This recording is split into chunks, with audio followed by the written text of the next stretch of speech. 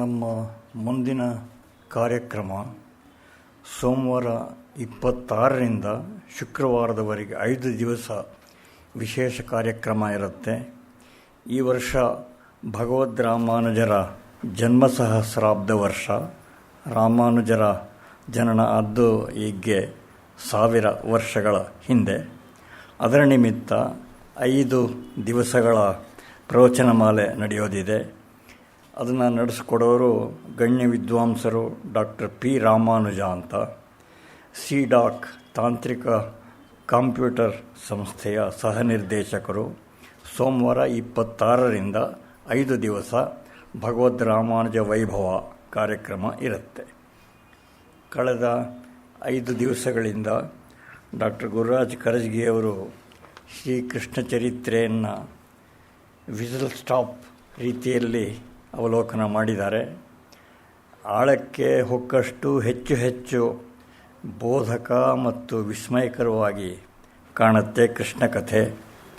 ಅಂತಹ ಅಸಾಮಾನ್ಯ ಪಾತ್ರವನ್ನು ಸೃಷ್ಟಿಸೋದು ಭಗವಾನ್ ವೇದವ್ಯಾಸರಂಥವರಿಂದ ಮಾತ್ರ ಸಾಧ್ಯ. ಅಷ್ಟು ಸಂಕೀರ್ಣವಾದ್ದು, ಉಜ್ವಲವಾದ್ದು ಕೃಷ್ಣನ ಪಾತ್ರ. ಒಂದು ಗಳಿಗೆ ಯೋಚನೆ ಮಾಡಿ, ಕೃಷ್ಣ ಅನ್ನುವ ನಮ್ಮ ವ್ಯಕ್ತಿ ಇಲ್ಲದಿದ್ದರೆ ನಮ್ಮ ಸಾಹಿತ್ಯ, ಸಂಗೀತ, ಚಿತ್ರಕಲೆ, ಶಿಲ್ಪಕಲೆ ಎಲ್ಲ ಎಷ್ಟು ನಿರ್ಜೀವ ಆಗಿಬಿಡ್ತಾ ಇತ್ತು ಅಂತ. ಇನ್ನೊಂದು ಗಮನಾರ್ಹ ಅಂಶ ಅಂತ ಹೇಳಿದ್ರೆ, ನಾವು ಎಷ್ಟು ನಮ್ರತೆಯಿಂದ ಹತ್ತಿರ ಹೋಗ್ತೇವೋ ಅಷ್ಟು ಸ್ಪಷ್ಟವಾಗಿ ಕೃಷ್ಣ ನಮಗೆ ತೆರೆಕೊಳ್ತಾ ಹೋಗ್ತಾನೆ.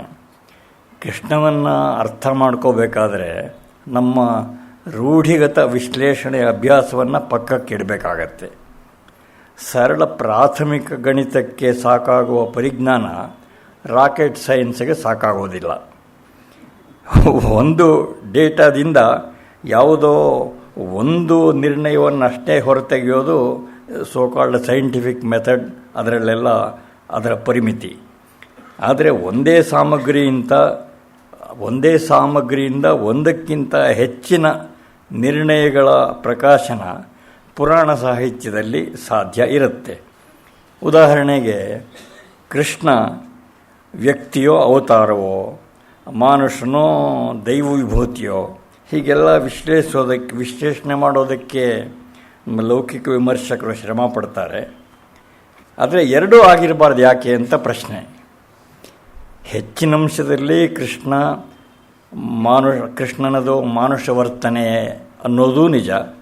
ಏಕೆಂದರೆ ಈ ಲೋಕವನ್ನು ಸಂಸ್ಕರಿಸೋದೇ ಅವನ ಮುಖ್ಯ ಅಜೆಂಡಾ ಆಗಿತ್ತು. ಆದರೆ ಅಷ್ಟಕ್ಕೆ ನಿಲ್ಲಿಸದೆ ಸಾರ್ವಕಾಲಿಕ ಧರ್ಮವನ್ನು ಪ್ರಕಾಶಪಡಿಸಿದವನು ಕೃಷ್ಣ.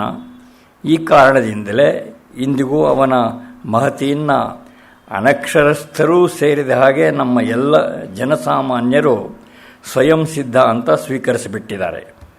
ಮುಖ್ಯ ಸಂಗತಿ ಅಂದರೆ, ಕೃಷ್ಣ ಮಾನುಷ ವ್ಯಕ್ತಿ ಅನ್ನೋದಕ್ಕೂ ಅವತಾರ ಪುರುಷ ಅನ್ನೋದಕ್ಕೂ ವಿರೋಧ ಏನೂ ಇಲ್ಲ ಅನ್ನೋದನ್ನು ನಾವು ಗ್ರಹಿಸಬೇಕಾಗಿದೆ. ಸಮಸ್ಯೆ ಇರೋದು ನಮ್ಮ ಚಿಂತನ ಕಕ್ಷೆಯ ಪರಿಮಿತಿ ಇಲ್ಲೇ ಅಷ್ಟೇ. ಲೀಲಾ ಮಾನುಷ ವಿಗ್ರಹ ಅಂತ ಒಂದು ಅರ್ಥಪೂರ್ಣವಾದ ವರ್ಣನೆ ರಾಮನಿಗೆ ಕೃಷ್ಣನಿಗೆ ನಮ್ಮ ಪರಂಪರೆಯಲ್ಲಿ ಇದೆ. ಕೃಷ್ಣ ತನ್ನ ಅಮಾನುಷ ಅಲೌಕಿಕ ವಿಭೂತಿಯನ್ನು ಪ್ರಯೋಗಿಸಿದ್ದು ಈ ಲೋಕದ ನಿಮ್ಮ ಕಲ್ಯಾಣಕ್ಕೋಸ್ಕರ.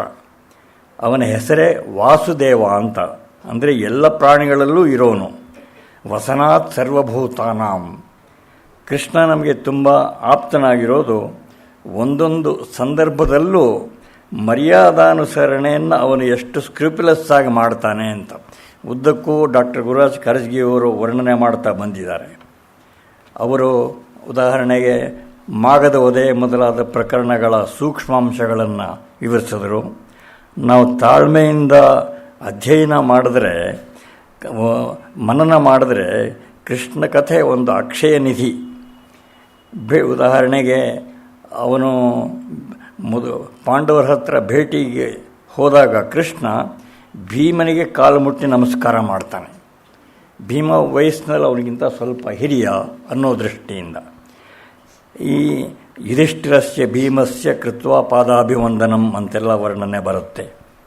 ಇಂಥ ಎಲ್ಲ ಪ್ರಸಂಗಗಳು ಯೋಜಿತವಾಗಿರೋದು ನಮ್ಮ ನಿಮ್ಮಂಥವರಿಗೆ ಸಂಸ್ಕಾರ ನೀಡುವುದಕ್ಕಾಗಿಯೇ. ಇದು ಸ್ಪಷ್ಟವಾಗಿದೆ. ಉದ್ಯೋಗ ಪರ್ವದಲ್ಲಿ ಕೃಷ್ಣ ಹೇಳ್ತಾನೆ, ಅಹಂ ಹಿ ತತ್ ಕರಿಷ್ಯಾಮಿ ಪರಂ ಪುರುಷಕಾರತಃ ಅಂತ. ಮನುಷ್ಯನಾದವನು ಉದಾತ್ತ ರೀತಿಯದು ಏನನ್ನು ಮಾಡಬಹುದೋ ಅದನ್ನು ನಾನು ಪ್ರಯತ್ನಪೂರ್ವಕವಾಗಿ ಮಾಡ್ತೇನೆ ಅಂತ ಆ ಮಾತಿನ ಅರ್ಥ. ಇದರಿಂದಾಗಿಯೇ ಅವನು ನಮಗೆಲ್ಲ ಹೃದಯ ಸಮ್ರಾಟನಾಗಿದ್ದಾನೆ. ಅವನ ಆತ್ಮೀಯ ಒಡನಾಟವನ್ನು ಈ 5 ದಿವಸ ನಮಗೆ ಒದಗಿಸಿದ ಡಾಕ್ಟರ್ ಗುರುರಾಜ್ ಕರ್ಜಗಿ ಅವರಿಗೆ ತಮ್ಮೆಲ್ಲರ ಪರವಾಗಿ ವಂದನೆ ಸಲ್ಲಿಸ್ತಾ ಇದ್ದೇನೆ. ಆರಂಭದಲ್ಲಿ ಹೇಳಿದ ಹಾಗೆ ಈ ಸಾರಿಯ ಪ್ರವಚನವನ್ನು ಹಿಂದಿನ ಪ್ರವಚನ ಮಾಲೆಯಂತೆ ನಮ್ಮ ಅಭಿಮಾನಿಗಳಾದ ಶ್ರೀಮತಿ ಮತ್ತು ಶ್ರೀ ವಿನಯ್ ಪ್ರಯೋಜನ ಮಾಡಿದ್ದಾರೆ. ಅವರ ಪರಿವಾರಕ್ಕೆಲ್ಲ ಶುಭ ಕೋರುತ್ತೇನೆ. ಬೆಳಕಿನ ದೀಪಗಳು ಮಾಲೆಯ ಮುಂದಿನ ಸರಣಿ ಮುಂದಿನ ನವೆಂಬರ್ 6ರಿಂದ 10 ತನಕ ನಡೆಯೋದಿದೆ. ಅದಕ್ಕಾಗಿ ಕಾಯೋಣ. ಈ ಸಾರಿಯ ಪ್ರವಚನ ಮಾಲೆಗಾಗಿ ಡಾಕ್ಟರ್ ಗುರುರಾಜ್ ಕರ್ಜಗಿ ಅವರಿಗೆ ವೇದಿಕೆಗೆ ಬಂದು ಗೌರವಾರ್ಪಣೆ ಮಾಡಬೇಕು ಅಂತ ಆತ್ಮೀಯರಾದ ಶ್ರೀ ವಿನಯ್ ದಂಪತಿಗಳನ್ನು ಪ್ರಾರ್ಥನೆ ಮಾಡುತ್ತೆ.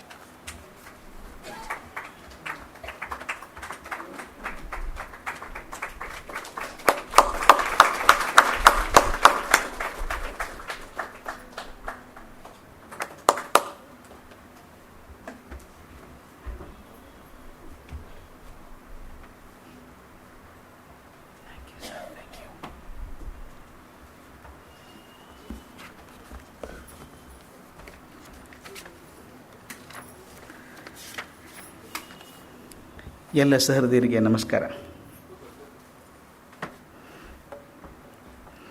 ನಾನು ಮೊದಲೇ ದಿವಸ ಹೇಳಿದ ಹಾಗೆ ಸಮುದ್ರವನ್ನು ಬೊಗಸೆ ತುಂಬಿಕೊಳ್ಳುವಂಥ ಸಾಹಸ ಇದು. ಕೃಷ್ಣನ 5 ದಿವಸದಲ್ಲಿ ಹಿಡ್ಕೊಳ್ಳೋದು ಬಹಳ ಕಷ್ಟ. ನಮ್ಮ ಮಿತಿಯೊಳಗೆ, ಸಮಯದ ಮಿತಿಯೊಳಗೆ ಎಷ್ಟು ಸಾಧ್ಯವೋ ಅಷ್ಟನ್ನು ಹಿಡ್ಕೊಳ್ಬೇಕಾಗ್ತದೆ.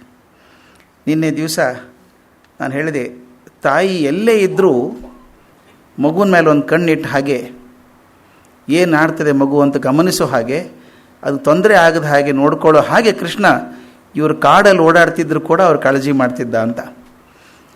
ಹಾಗೆಯೇ ಆ ದೂರ್ವಾಸ ಆತಿಥ್ಯ ಪ್ರಸಂಗದ ಬಗ್ಗೆ ನೀನು ಹೇಳ್ತಾ, ಶಾಪ ಕೊಡೋಕ್ಕೆ ಬಂದಂಥ ದೂರ್ವಾಸರು ಕೊನೆಗೆ ವರ ಕೊಟ್ಟು ಹೋಗ್ತಾರೆ. ಭಗವಂತನೇ ನೀನು ಹಿಂದಿದ್ದಾಗ ನೀವು ಯಾರ ರಕ್ಷಣೆ ಬೇಕಪ್ಪ, ನಿಮಗೇನು ಚಿಂತೆ ಇಲ್ಲ ಅಂತ ಆಶೀರ್ವಾದ ಮಾಡಿ ಹೋಗ್ತಾರೆ. ಮುಂದೆ ಕೃಷ್ಣ ಮಹಾಭಾರತವನ್ನು ಪ್ರವೇಶಿಸುವುದು ಅಭಿಮನ್ಯುನ ವಿವಾಹ ಸಂದರ್ಭದಲ್ಲಿ. ಈಗ ವನವಾಸದ ಅವಧಿಯೆಲ್ಲ ಮುಗೀತು. 2 ಸಲ ಪಾಂಡವರು ತಮ್ಮ ನಿಜರೂಪವನ್ನು ಪ್ರಕಟಿಸಬೇಕಾಗ್ತದೆ. ಒಂದು ದ್ರೌಪದಿ ಮದುವೆ ಸಂದರ್ಭದಲ್ಲಿ ತಾವು ಪಾಂಡವರು ಅಂತ ತೋರಿಸ್ಕೊಂಡು ಬಟ್ಟೆ ಹಾಕೊಂಬಂದಾಗ ಓಹೋ ಇವರು ಪಾಂಡವರು ಅಂತ ಅನಿಸ್ತದೆ.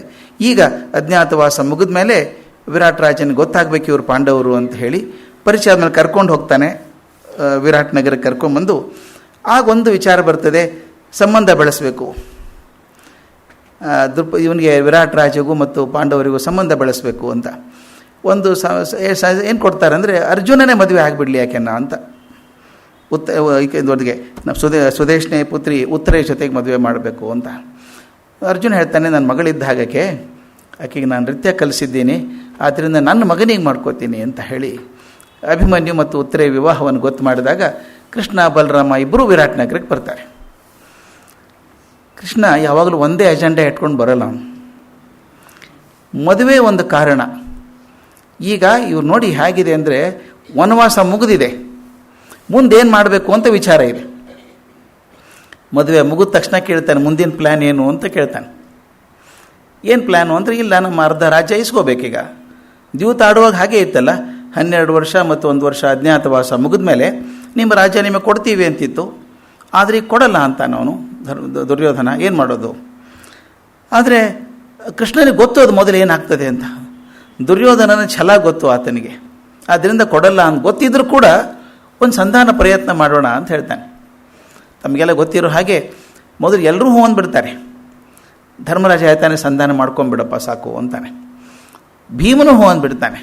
ಅರ್ಜುನನು ಪರವಾಗಿಲ್ಲಪ್ಪ, ಇಬ್ಬರು ಅಣ್ಣ ಅಂತ ಹೇಳಿದ್ಮೇಲೆ ನೀವು ಮಾಡ್ಕೊಂಬಿಡು ಅಂತಾರೆ. ನಕುಲ ಸಹದೇವರು ಹೂ ಅಂತಾರೆ. ಆಗ ಕೃಷ್ಣ ಎಷ್ಟು ಬುದ್ಧಿವಂತ ಅಂದರೆ, ಅವನು ಹೇಳ್ತಾನೆ, ದ್ರೌಪದಿನ ಕೇಳಬೇಕಲ್ಲ, ಅವ್ನು ಗೊತ್ತು ದ್ರೌಪದಿಯನ್ನು ಕೇಳಬೇಕು ಅಂತ. ದ್ರೌಪದಿ ಕೇಳಿದಾಗ ಹೇಳ್ತಾಳೆ, ದಯವಿಟ್ಟು ಕೂದಲು ಬಿಟ್ಕೊಂಡೇ ಬರ್ತಾಳೆ. ಇದು ನೋಡಿದ್ರೆ ಏನು ಅನಿಸುತ್ತೆ ನಿನಗೆ ಅಂತ ಕೇಳ್ತಾಳೆ. ಗೊತ್ತಮ್ಮ ಅಂತ ಹೇಳ್ತಾನೆ. ಯುದ್ಧ ಗಂಟು ಹಾಕೊಂಡು ಬಾ ಅಂತ ಹೇಳ್ತಾಳೆ. ಯುದ್ಧನೇ ಮಾಡ್ಕೊಂಬ, ನಿರ್ಧಾರ ಮಾಡ್ಕೊಂಬ ಅಂತ ಹೇಳಿದ ಕೃಷ್ಣ ಹೇಳ್ತಾನೆ, ಚಿಂತೆ ಮಾಡಬೇಡ, ಯುದ್ಧನೇ ಹಾಕ್ಕೊಂಬರ್ತೀನಿ. ಯಾಕಂದರೆ ನಾನು ಯುದ್ಧ ಬೇಕು ಅಂತಲ್ಲ, ಅನಿವಾರ್ಯ ಸತ್ಯ ಅದು, ಏನೂ ಮಾಡಲಿಕ್ಕಾಗೋದಿಲ್ಲ. ಅಂದರೆ ಎಷ್ಟೋ ಕಡೆ ತಪ್ಪು ಇಂಟರ್ಪ್ರಿಟೇಷನ್ ಏನು ಮಾಡ್ತಾರೆ ಅಂದರೆ, ಕೃಷ್ಣನೇ ಯುದ್ಧ ಮಾರಿ ಇದ್ದ ಹಾಗೆ, ಯುದ್ಧ ಬೇಕು ಅಂತ ಅಪೇಕ್ಷೆ ಪಡ್ತಿದ್ದ ಅಂತ. ಅವನು ಎದ್ದು ಯುದ್ಧಾಪೇಕ್ಷೆ ಆದವನಲ್ಲ ಅವನು, ಯುದ್ಧ ಬೇಡ ಅಂತ. ಅದಕ್ಕೆ ಜರಾಸಂಧನ ವಧೆ ಆಗಲಿ, ಶಿಶುಪಾಲ ವಧೆ ಆಗಲಿ 1 to 1 ಮಾಡೇ ಮುಗಿಸಿದ್ದೆ ಹೊರತಾಗಿ ನಿಷ್ಪಾಪ ಜನರ ರಕ್ತಹಾನಿ ಮಾಡಲಿಲ್ಲ ಆತ. ಇಲ್ಲಿ ಕೂಡ ಅವನಿಗೆ ಗೊತ್ತು, ಅದು ಸಂಧಾನಕ್ಕೆ ಹೋಗ್ತೇನೆ ಅಂತಾನೆ. ಸಂಧಾನಕ್ಕೆ ಅನಿವಾರ್ಯವಾದಂಥ ಸತ್ಯ ಅದು. ಅವಕ್ಕೊಂದು ಮಾತು ಸಂಜಯನೇ ಹೇಳ್ತಾನೆ, ಚಂದದ ಮಾತದು. ರಾಜ್ಞಾಂ ಯುದ್ಧೇ ವರ್ತತೆ ಧರ್ಮತಂತ್ರಂ, ಅಯುದ್ಧೇ ವಾರ್ತತೆ ಧರ್ಮತಂತ್ರಂ. ಅಂದರೆ ಯುದ್ಧ ಅಯುದ್ಧ ಎರಡೂ ಕೂಡ ಧರ್ಮತಂತ್ರವಾಗಿ ಶಾಂತಿಯನ್ನು ತರಬಹುದು. ಶಾಂತಿ ತರಬೇಕಾದ್ರೆ ಯುದ್ಧನೇ ಬೇಕು ಅಂತಿಲ್ಲ, ಅಯುದ್ಧನೇ ಇರಬೇಕು ಅಂತಿಲ್ಲ. ಯುದ್ಧ ಅಯುದ್ಧ ಎರಡು ಕೂಡ ಧರ್ಮತಂತ್ರಗಳೇ ಅಂತ ತಂದೆ ಉದಾಹರಣೆ ಕೊಡ್ತಾನೆ. ಜರಾಸಂಧ ಬೆನ್ನು ಹತ್ತು ಹೋದಾಗ ನಾನು ಓಡಿ ಹೋಗಲಿಲ್ವಾ, ಯುದ್ಧ ತಪ್ಪಿಸ್ಲಿಲ್ವಾ, ಅದು ಒಂದು ಶಾಂತಿಯ ಮಾರ್ಗ ಆಗಿತ್ತು. ಮುಂದೆ ಪ್ರಸಂಗ ಬಂದಾಗ ಜರಾಸಂಧನ ಮುಂದೆ ನಿಂತು ಅವನು ಕೊಲಿಸಿದೆ ನಾನು, ಆ ಯುದ್ಧನೂ ಕೂಡ ಧರ್ಮತಂತ್ರವೇ ಆಗಿತ್ತು. ಆದ್ದರಿಂದ ಪರಿಸ್ಥಿತಿಗೆ ಅನುಗುಣವಾಗಿ ಯುದ್ಧ ಅಯುದ್ಧ ಎರಡು ಕೂಡ ಧರ್ಮದ ತಂತ್ರಗಳೇ ಆಗ್ತವೆ, ಉಪಕರಣಗಳಾಗ್ತವೆ ಅಂತ ಹೇಳ್ತಾನೆ. ಸಂಧಾನಕ್ಕೆ ಹೋದವನು ಎಷ್ಟು ಚಂದ ಅದು. ದುರ್ಯೋಧನನ ಅರಮನೆಯಲ್ಲಿ ಊಟ ಮಾಡೋಲ್ಲ, ತಮಗೆ ಗೊತ್ತು. ವಿದುರನ ಮನೆಯಲ್ಲಿ ಇರ್ತಾನೆ.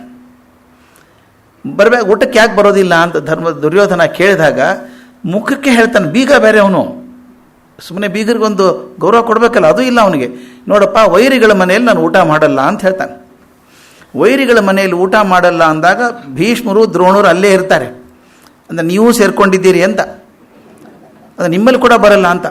ಎಷ್ಟು ಸ್ಪಷ್ಟ ಅಂತಂದರೆ, ಯಾರು ಧರ್ಮದ ವಿರೋಧಿಗಳಾಗಿದ್ದಾರೋ ಅವರೆಲ್ಲರೂ ನನ್ನದು ವಿರೋಧಿಗಳು ಅಂತ ಹೇಳಿ ಅವ್ರಿಗೂ ಒಂಥರ ಎಚ್ಚರಿಕೆ ಕೊಡ್ತಾನೆ. ದುರದೃಷ್ಟ ಅಂದೆ, ದುರ್ಯೋಧನನೂ ತಿಳ್ಕೊಳ್ಳಲ್ಲ ಅದನ್ನು, ಭೀಷ್ಮ ದ್ರೋಣರು ತಿಳ್ಕೊಳ್ಳಲ್ಲ. ಸಂಧಾನಕ್ಕೆ ಹೋದಾಗ ಕೃಷ್ಣ ಎಷ್ಟು ಬುದ್ಧಿವಂತ ಅಂತ. ಯುದ್ಧಕ್ಕೆ ಹೋಗುವಾಗ ಸಾತ್ಯಕಿಗೆ ಹೇಳ್ತಾನೆ, ನನ್ನ ರಥ ಸಜ್ಜಿ ಮಾಡ್ಕೊ, ಎಲ್ಲ ಆಯುಧಗಳನ್ನು ತುಂಬಿಸ್ಕೊ ಅದರೊಳಗೆ, ನನ್ನ ಚಕ್ರ ಕೂಡ ಇರಲಿ. ಇದು ಸಂಧಾನಕ್ಕೆ ಹೋಗೋನ್ ಕೆಲಸನ ಇದು. ಸಂಧಾನಕ್ಕೆ ಹೋಗುವಾಗ ಯುದ್ಧಕ್ಕೆ ಕೂಡ ತಯಾರಿ ಇಟ್ಕೊಂಡು ಹೋಗಿದ್ದಾನೆ ಹಿಂದೆ. ಇವ್ರು ಹೇಳೋಕೆ ಬರಲ್ಲ, ಇವರು ಕೌರವರು ನೀಚರು ಏನು ಮಾಡಿಬಿಟ್ರೆ ಅವಾಗ. ಅಂದರೆ ಇದು ಗ್ರೇಟ್ ಲೀಡರ್ಶಿಪ್ ಕ್ವಾಲಿಟಿ ಅಂತ ಕರಿತೇನೆ ನಾನು ಇದನ್ನು, ಮಲ್ಟಿಪಲ್ ಆಪ್ಷನ್ಸ್ ಅಂತ. ಅದಕ್ಕೆ ಹೇಳ್ತಾರೆ, most creative person is one who has many options to perform ಅಂತ. ಒಂದೇ ಕೆಲಸಕ್ಕೆ ಒಂದೇ ಗುರಿ ಇಟ್ಕೊಂಡು ಹೋದರೆ ಏನು ಮಾಡೋಕ್ಕಾಗಲ್ಲ. ವರ್ಕ್ ಆಗದಿದ್ರೆ ಏನು ಮಾಡೋಕ್ಕಾಗೋದೇ ಇಲ್ಲ. 10 ಅವಕಾಶ ಇಟ್ಕೊಂಡು ಹೋಗಬೇಕು, ಇದಾಗದಿದ್ರೆ ಇದಾಗುತ್ತೆ, ಇದಾಗದಿದ್ರೆ ಇದಾಗ್ತದೆ, ಆಪ್ಷನ್ ಇಟ್ಕೊಂಡು ಹೋಗೋದು. ಒಂದು ಪ್ರೀತಿಗೋಸ್ಕರ ಬರ್ತೀನಿ, ಸಂಧಾನ ಮಾಡ್ಕೊಳ್ಳೋಣ ಅಂತ ಹೋಗೋದಾಯ್ತು. ಅಕಸ್ಮಾತ್ ಅವ್ರು ಉದ್ದಟತನ ತೋರಿಸಿದ್ರೆ ಅಲ್ಲೇ ಮುಗಿಸೇ ಬರಬೇಕು ಅಂತ ಕೂಡ ಪ್ಲಾನ್ ಮಾಡಿದ್ನೇನು. ಸಾತ್ಯಕಿ ಕಡೆಯಿಂದ ರಥದಲ್ಲಿ ಆಯುಧಗಳನ್ನು ಹಾಕ್ಕೊಂಡು ಹೋಗ್ಬಿಡ್ತಾನೆ. ಇದಾದ್ಮೇಲೆ ಮುಖ್ಯ ಯುದ್ಧ ತೀರ್ಮಾನ ಅಂತ ಆದಮೇಲೆ ನಾನು ಬಹಳಷ್ಟು ವಿಷಯಗಳನ್ನು ಬಿಡ್ತಾ ಇದ್ದೀನಿ. ಅಲ್ಲಿ ಕೃಷ್ಣ ಅವನಿಗೆ ದುರ್ಯೋಧನನ ಸಿಂಹಾಸನ ಮೇಲಿಂದ ಬೀಳಿಸೋದು ಅದೆಲ್ಲ ನಮ್ಗೆ ಗೊತ್ತಿರುವಂಥ ಕತೆ. ಯುದ್ಧ ನಿಶ್ಚಿತ ಆದಮೇಲೆ ಕೃಷ್ಣನ ಇಬ್ಬರು ಓಲೈಸೋಕೆ ಶುರು ಮಾಡ್ತಾರೆ, ಯಾರ ಪಾರ್ಟಿ ಕೃಷ್ಣ ಬರಬೇಕು ಅಂತ. ಇಷ್ಟು ಪೊಲಿಟಿಕಲಿ ಶ್ರೂಡ್ ಮೂವ್ ಇದೆ ಇದು. ನೋಡೋಣ ಬನ್ನಿ ಅಂತಾನೆ. ಇವರಿಬ್ಬರು ಹೋಗ್ತಾರೆ, ದುರ್ಯೋಧನ ಮತ್ತು ಅರ್ಜುನ ಇಬ್ಬರು ಹೋಗ್ತಾರೆ. ಹೋಗಿ ಕೃಷ್ಣನ ಸಹಾಯ ಕೇಳಬೇಕು ಅಂತ ಹೋಗ್ತಾರೆ. ನಮಗೆಲ್ಲ ಕತೆ ಗೊತ್ತು. ಹೋದಾಗ ಅರ್ಜುನ ಭಕ್ತ, ಶಿಷ್ಯ ಬೇರೆ, ಕೃಷ್ಣನಿಗೆ ಆತ್ಮೀಯ ಸ್ನೇಹಿತ ಬೇರೆ. ಹೋಗಿ ನಾಟಕ ಅದು. ಕೃಷ್ಣ ಮಲ್ಕೊಂಡಾಗ ನಾಟಕ ಮಾಡ್ತಾನೆ. ಅರ್ಜುನ ಹೋಗಿ ಕಾಲ ಹತ್ರ ಕೂತ್ಕೋತಾನೆ. ದುರ್ಯೋಧನ ಬರ್ತಾನೆ, ನಾ ಚಕ್ರವರ್ತಿ, ಆ ಗೊಲ್ಲನ ಕಾಲ ಹತ್ರ ಕೂತ್ಕೋಬೇಕಾ ಅಂತೇಳಿ ತಲೆ ಹತ್ರ ಕೂತ್ಕೋತಾನೆ. ಕೃಷ್ಣ ಎದ್ದುಕೊಳ್ಳೆ ಕಾಣಿಸೋದು ಯಾರು? ಅರ್ಜುನ ಕಾಣಿಸ್ತಾ. ಏನಪ್ಪ ಅರ್ಜುನ, ಯಾವಾಗ ಬಂದೆ ಅಂತೆಲ್ಲ ಕೇಳಿಬಿಟ್ಟು ಎಲ್ಲ ಮಾಡೋ ಹಾಗೆ ತಿರುಗಿಸ್, ಓ ಚಕ್ರವರ್ತಿಗಳು ಬಂದಿದ್ದಾರೆ, ದುರ್ಯೋಧನ ಬಂದಿದ್ದಾನೆ, ಏನಪ್ಪ ಇಬ್ಬರು ಬಂದ್ರಿ ಅಂತ ಕೇಳೋದು. ಕೇಳಿದಾಗ ಇಲ್ಲ ನೀನು ಸಹಾಯ ಬೇಕು ಅಂತ ಕೇಳಿದಾಗ ಎಷ್ಟು ಚಂದ 2 ಭಾಗ ಮಾಡ್ತಾನೆ. ನೋಡಪ್ಪ, 2 ಭಾಗ ಇದೆ ನಮ್ಮ ಯಾದವರೊಳಗೆ. ಒಂದು ನಾನು ಪ್ರತಿಜ್ಞೆನೂ ಮಾಡಿಬಿಟ್ಟಿದ್ದೀನಿ, ಶಸ್ತ್ರ ಹಿಡಿಯೋಲ್ಲ ಅಂತ ಪ್ರತಿಜ್ಞೆ ಮಾಡಿದ್ದೀನಿ. ಶಸ್ತ್ರರಹಿತನಾದ ನಾನು ಒಂದು ಕಡೆ ಆದರೆ ಇಡೀ ಯಾದವ ಸೇನೆ, ನಾರಾಯಣ ಸೇನೆ ಅಂತ ಏನಿದೆಯೋ ಅದು ಇನ್ನೊಂದು ಕಡೆ. ಯಾವುದನ್ನು ಬೇಕಾದ್ರೆ ಆರಿಸ್ಕೋಬೋದಪ್ಪ. ಎಷ್ಟು ವಂಡರ್ಫುಲ್ ಆಪ್ಷನ್ ಗೊತ್ತಾ ಇದು, ಟೆಂಪ್ಟಿಂಗ್ ಆಫರ್ ಇದು. ಒಂದು ಕಡೆಗೆ ಇಷ್ಟು ದೊಡ್ಡ ಸೈನ್ಯ ನಾರಾಯಣ ಸೇನೆ ಒಂದು ಕಡೆ ಇದೆ, ನಾನು ಯುದ್ಧನೂ ಮಾಡಲ್ಲ, ನಾನು ಖಡ್ಗ ಹಿಡಿಯಲ್ಲ, ಇರ್ತೀನಿ ಹಾಗೇನೆ ಅಂತ ಅಂದು ಮೊದಲನೇ ಆಪ್ಷನ್ ಯಾರಿಗೆ ಕೊಡ್ತಾನೆ? This is beauty. ಅವನು ಚಾನ್ಸು ತಗೊಳ್ಳಲ್ಲ ಕೃಷ್ಣ. ಎಷ್ಟು ಬುದ್ಧಿವಂತ ಅಂದರೆ, ಯಾರು ಕೇಳಬೇಕು? ಮೊದಲು ನೀನು ನೋಡಿದ್ನಲ್ಲಪ್ಪ, ನೀನೇ ಕೇಳ್ಬಿಡು. ಅರ್ಜುನೇ ಕೊಡ್ತಾನೆ. ಯಾಕೆ ಅವನ ಖಾತ್ರಿ ಗೊತ್ತು ಅರ್ಜುನ ಸೇನೆ ಕೇಳೋಲ್ಲ. ಅಕಸ್ಮಾತ್ತಾಗಿ ದುರ್ಯೋಧನ ಕೇಳಿದ್ರೆ ಏನೋ ಬುದ್ಧಿ ಆ ಕ್ಷಣಕ್ಕೆ ಚೆನ್ನಾಗಿದ್ದು ಕೃಷ್ಣ ನೀನೇ ಬಾ ನನ್ನ ಕಡೆ ಅಂದಿದ್ರೆ ಏನಾಗಿರೋದು? ಅದು ಚಾನ್ಸ್ ತಗೊಳ್ಳೋ ವಿಚಾರ ಇಲ್ಲ. ಎಷ್ಟು ಸಿಸ್ಟಮ್ಯಾಟಿಕ್ ಪ್ಲಾನ್ ಅಂದರೆ, ಅವನು ಟೆಂಪ್ಟೇಷನ್, ಅವನಿಗೆ ಬೇಕಾದ್ದು ಸೈನ್ಯ, ನಂಬರು, ಪರಾಕ್ರಮ ಬೇಕು. ಅದಕ್ಕೆ ಅವನು ಬೇಕಾಗುವ ಹಾಗೆ, ಖುಷಿ ಆಗುವ ಹಾಗೆ, ನೋಡು ಇಡೀ ನಾರಾಯಣ ಸೇನೆ ಭಾರಿ ಶೂರಿದ್ದಾರೆ, ಅಸಾಧ್ಯ ಶಿಕ್ಷೆ ಇದ್ದಾರೆ, ಅವರೆಲ್ಲ ಅವ್ರು ಒಂದು ಕಡೆಗಿದ್ದಾರೆ, ನಾನು ಇಲ್ಲಿದ್ದೀನಿ, ನಾ ಯುದ್ಧ ಮಾಡೋನಲ್ಲ ಬಿಡೋನಲ್ಲ, ಶಸ್ತ್ರ ಹಿಡಿಯಲ್ಲ ಅಂದಾಗ ದುರ್ಯೋಧನ ಅಂತಾನೆ, ಇವನು ಇಟ್ಕೊಂಡು ಏನು ಮಾಡೋದು? ಇವನೇನು ಕೆಲಸಕ್ಕೆ ಬರೋಲ್ಲ, ಇವನನ್ನು ಕಾಪಾಡ್ಕೋಬೇಕು, ನಾನು ಅದು ಯುದ್ಧ ಆಗೋ ತನಕನು ಅಂತ ಅನಿಸಿರ್ಬೇಕು ಅವನಿಗೆ. ಆದರೆ ಕೃಷ್ಣನ ಬೆಲೆ ಏನು ಅಂತ ಅರ್ಜುನನಿಗೆ ಮಾತ್ರ ಗೊತ್ತು. ಕೃಷ್ಣ ನೀ ಬಾ ನನ್ನ ಕಡೆ ಅಂದಾಗ ದುರ್ಯೋಧನ ಸಂತೋಷಪಟ್ಟನಂತೆ. ಇದು ಹೇಗಂದರೆ, ಕ್ರಿಕೆಟಲ್ಲಿ ಟಾಸ್ ಗೆದ್ದಿತಾನೊಬ್ಬ, ಗೆದ್ದಾಗಿ ಅವನು ಬ್ಯಾಟಿಂಗ್ ತಗೋತೀನಿ ಅಂತಾನೆ. ಇನ್ನೊಬ್ಬ ನೀ ತೆಗೆದ್ರೆ ಏನು ಮಾಡ್ತಿದ್ದಿ? ಬಹಳ ಒಳ್ಳೆ ಕೆಲಸ ಮಾಡಿದೆ ಸರ್, ನಾನು ಫೀಲ್ಡಿಂಗ್ಗೆ ತಗೋಬೇಕಂತಿದ್ದೆ ಅಂತ ಅವನಂತ. ಅಂದರೆ ಇವನು ಕೇಳಿದ್ದೆ ಅವನು ಪಡ್ಕೊಂಡಂಗಾಯ್ತು. ದುರ್ಯೋಧನಿಗೆ ಬಹಳ ಖುಷಿಯಾಗ್ಬಿಡ್ತು. ನಾನು ನಾರಾಯಣ ಸೇನೆ ಕೇಳಬೇಕು ಅಂತ ಇವನಲ್ಲಿ ಕೇಳಿಬಿಡ್ತಾನೋ ಅಂದ್ಕೊಂಡಿದ್ದೆ, ಪುಣ್ಯಕ್ಕೆ ಕೃಷ್ಣನ ಕೇಳ್ಕೊಂಡ, ಒಳ್ಳೇದಾಯಿತು ಅಂತ ಬುದ್ಧಿವಂತ ಅಂತ ತಿಳ್ಕೊಂಡ. ಕೆಲವೊಂದು ಸಲ ಬಹಳಷ್ಟು ಸಿಕ್ಕಾಗ ಬುದ್ಧಿವಂತರು ಅನ್ಕೋತೀವಿ, ಸ್ವಲ್ಪ ಸಿಕ್ಕಾಗ ದಡ್ರು ಅಂತೀವಿ. ಅದು ನನಗೊಂದು ನೆನಪಾಗ್ತಾಯಿತ್ತು. ಕಿಟ್ಟಣ್ಣ ಅಂತ ಒಬ್ಬ ಇದ್ದ. ಅವನು ದಡ್ಡ ಅನ್ನೋದಕ್ಕೆ ಬೇರೆ ಪುರಾವೆ ಏನು ಬೇಕಾಗಿಲ್ಲ, ಇಡೀ ಊರೇ ಗೊತ್ತಿತ್ತು ದಡ್ಡ ಇದ್ದಾನೆ ಅವನು ಅಂತ. ಅವನು ಶಾಲೆಗೆ ಹೋದದ್ದೇ ಮಧ್ಯಾಹ್ನದ ಊಟದ ಸಲುವಾಗಿ ಹೋಗೋನು. ಊಟ ಆದ ತಕ್ಷಣ ಮನೆಗೆ ಬರ್ತಿದ್ದ. ಮತ್ತು ಅವನು ಪರೀಕ್ಷೆ ಫೇಲ್ ಅಂತೂ ಮಾಡಬಾರ್ದು ಅಂತ ಇರೋದ್ರಿಂದ ಎಲ್ಲಿವರೆಗೂ ಮುಂದೆ ತಳ್ಳಿದ್ರೋ ಅಲ್ಲಿವರೆಗೂ ಹೋದ. ಫೇಲ್ ಅಂತಿಲ್ಲಲ್ಲ. ಅವನ ಪರೀಕ್ಷೆ ಪಾಸ್ ಮಾಡುವಂಥ ಶಕ್ತಿ ಯಾವ ಪರೀಕ್ಷೆಗೂ ಇರಲಿಲ್ಲ. ಅವನು ಫೇಲೇ, ಎಲ್ಲ ಕಡೆ ಫೇಲು. ದಡ್ಡ ಅಂತ ಪ್ರತೀತಿ.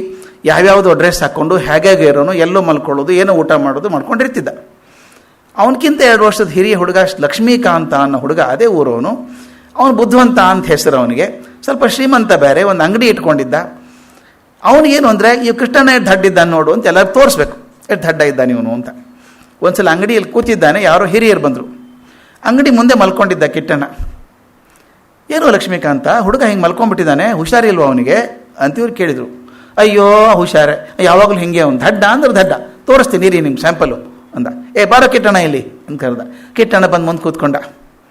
ಏನು ಮಾಡ್ತೀನಿ ನೋಡಿ ಅಂತ ಹಿರಿಯರು ಸನ್ನೆ ಮಾಡಿದ. 1 ರೂಪಾಯಿದು 5 ನಾಣ್ಯ ತೆಗೆದ, 5 ರೂಪಾಯಿ ಬಲಗೈಯಲ್ಲಿ ಹಿಡ್ಕೊಂಡ, ಇನ್ನೊಂದು ಕೈಯಲ್ಲಿ 50 ರೂಪಾಯಿ ನೋಟ್ ಹಿಡ್ಕೊಂಡ.